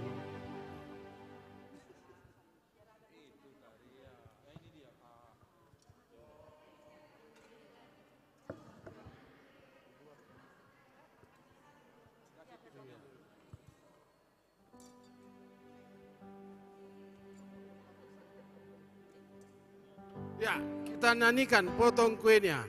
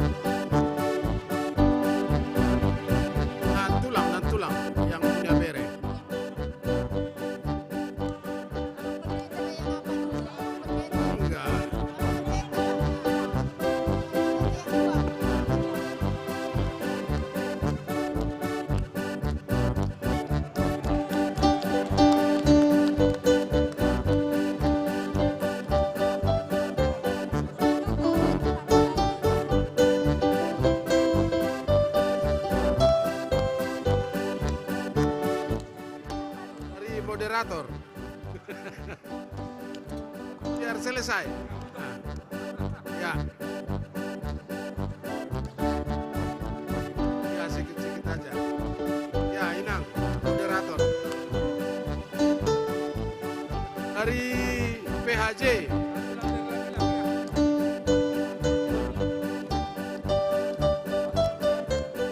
Ya dari opungnya. Dari opungnya PHJ ya. Oke, dari guru jemaat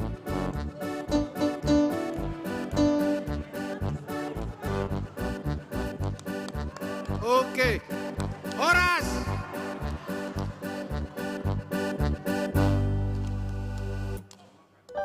neng maret di depiamu unang diri puamu mari dia maruk subangan. 3 tahun teh. Tulu. Oh. Kita bersatu dalam doa. Bapa di sorga, tumpuan harapan dan pertolongan sumber daripada rahmat yang penuh rahmani. Terima kasih Tuhan buat kelanjutan hidup yang Tuhan berikan kepada kami. Dan terima kasih Tuhan buat kelangsungan seminar pastoral konseling. Sesi pertama sudah selesai dan akan dilanjutkan sesi kedua. Sampai di sini Tuhan telah menolong kami dan ke depan Tuhan akan selalu menyertai kami. Menyertai perjalanan dan pelayanan kami. Secara khusus Tuhan hamba-Mu, Pak Pendeta Dirgos Lumban Tobing yang telah berumur 38 tahun. Kasih karunia dan berdoa dan mengucap syukur dalam Yesus Kristus Tuhan, Juru Selamat kami yang hidup. Amin. Selamat makan.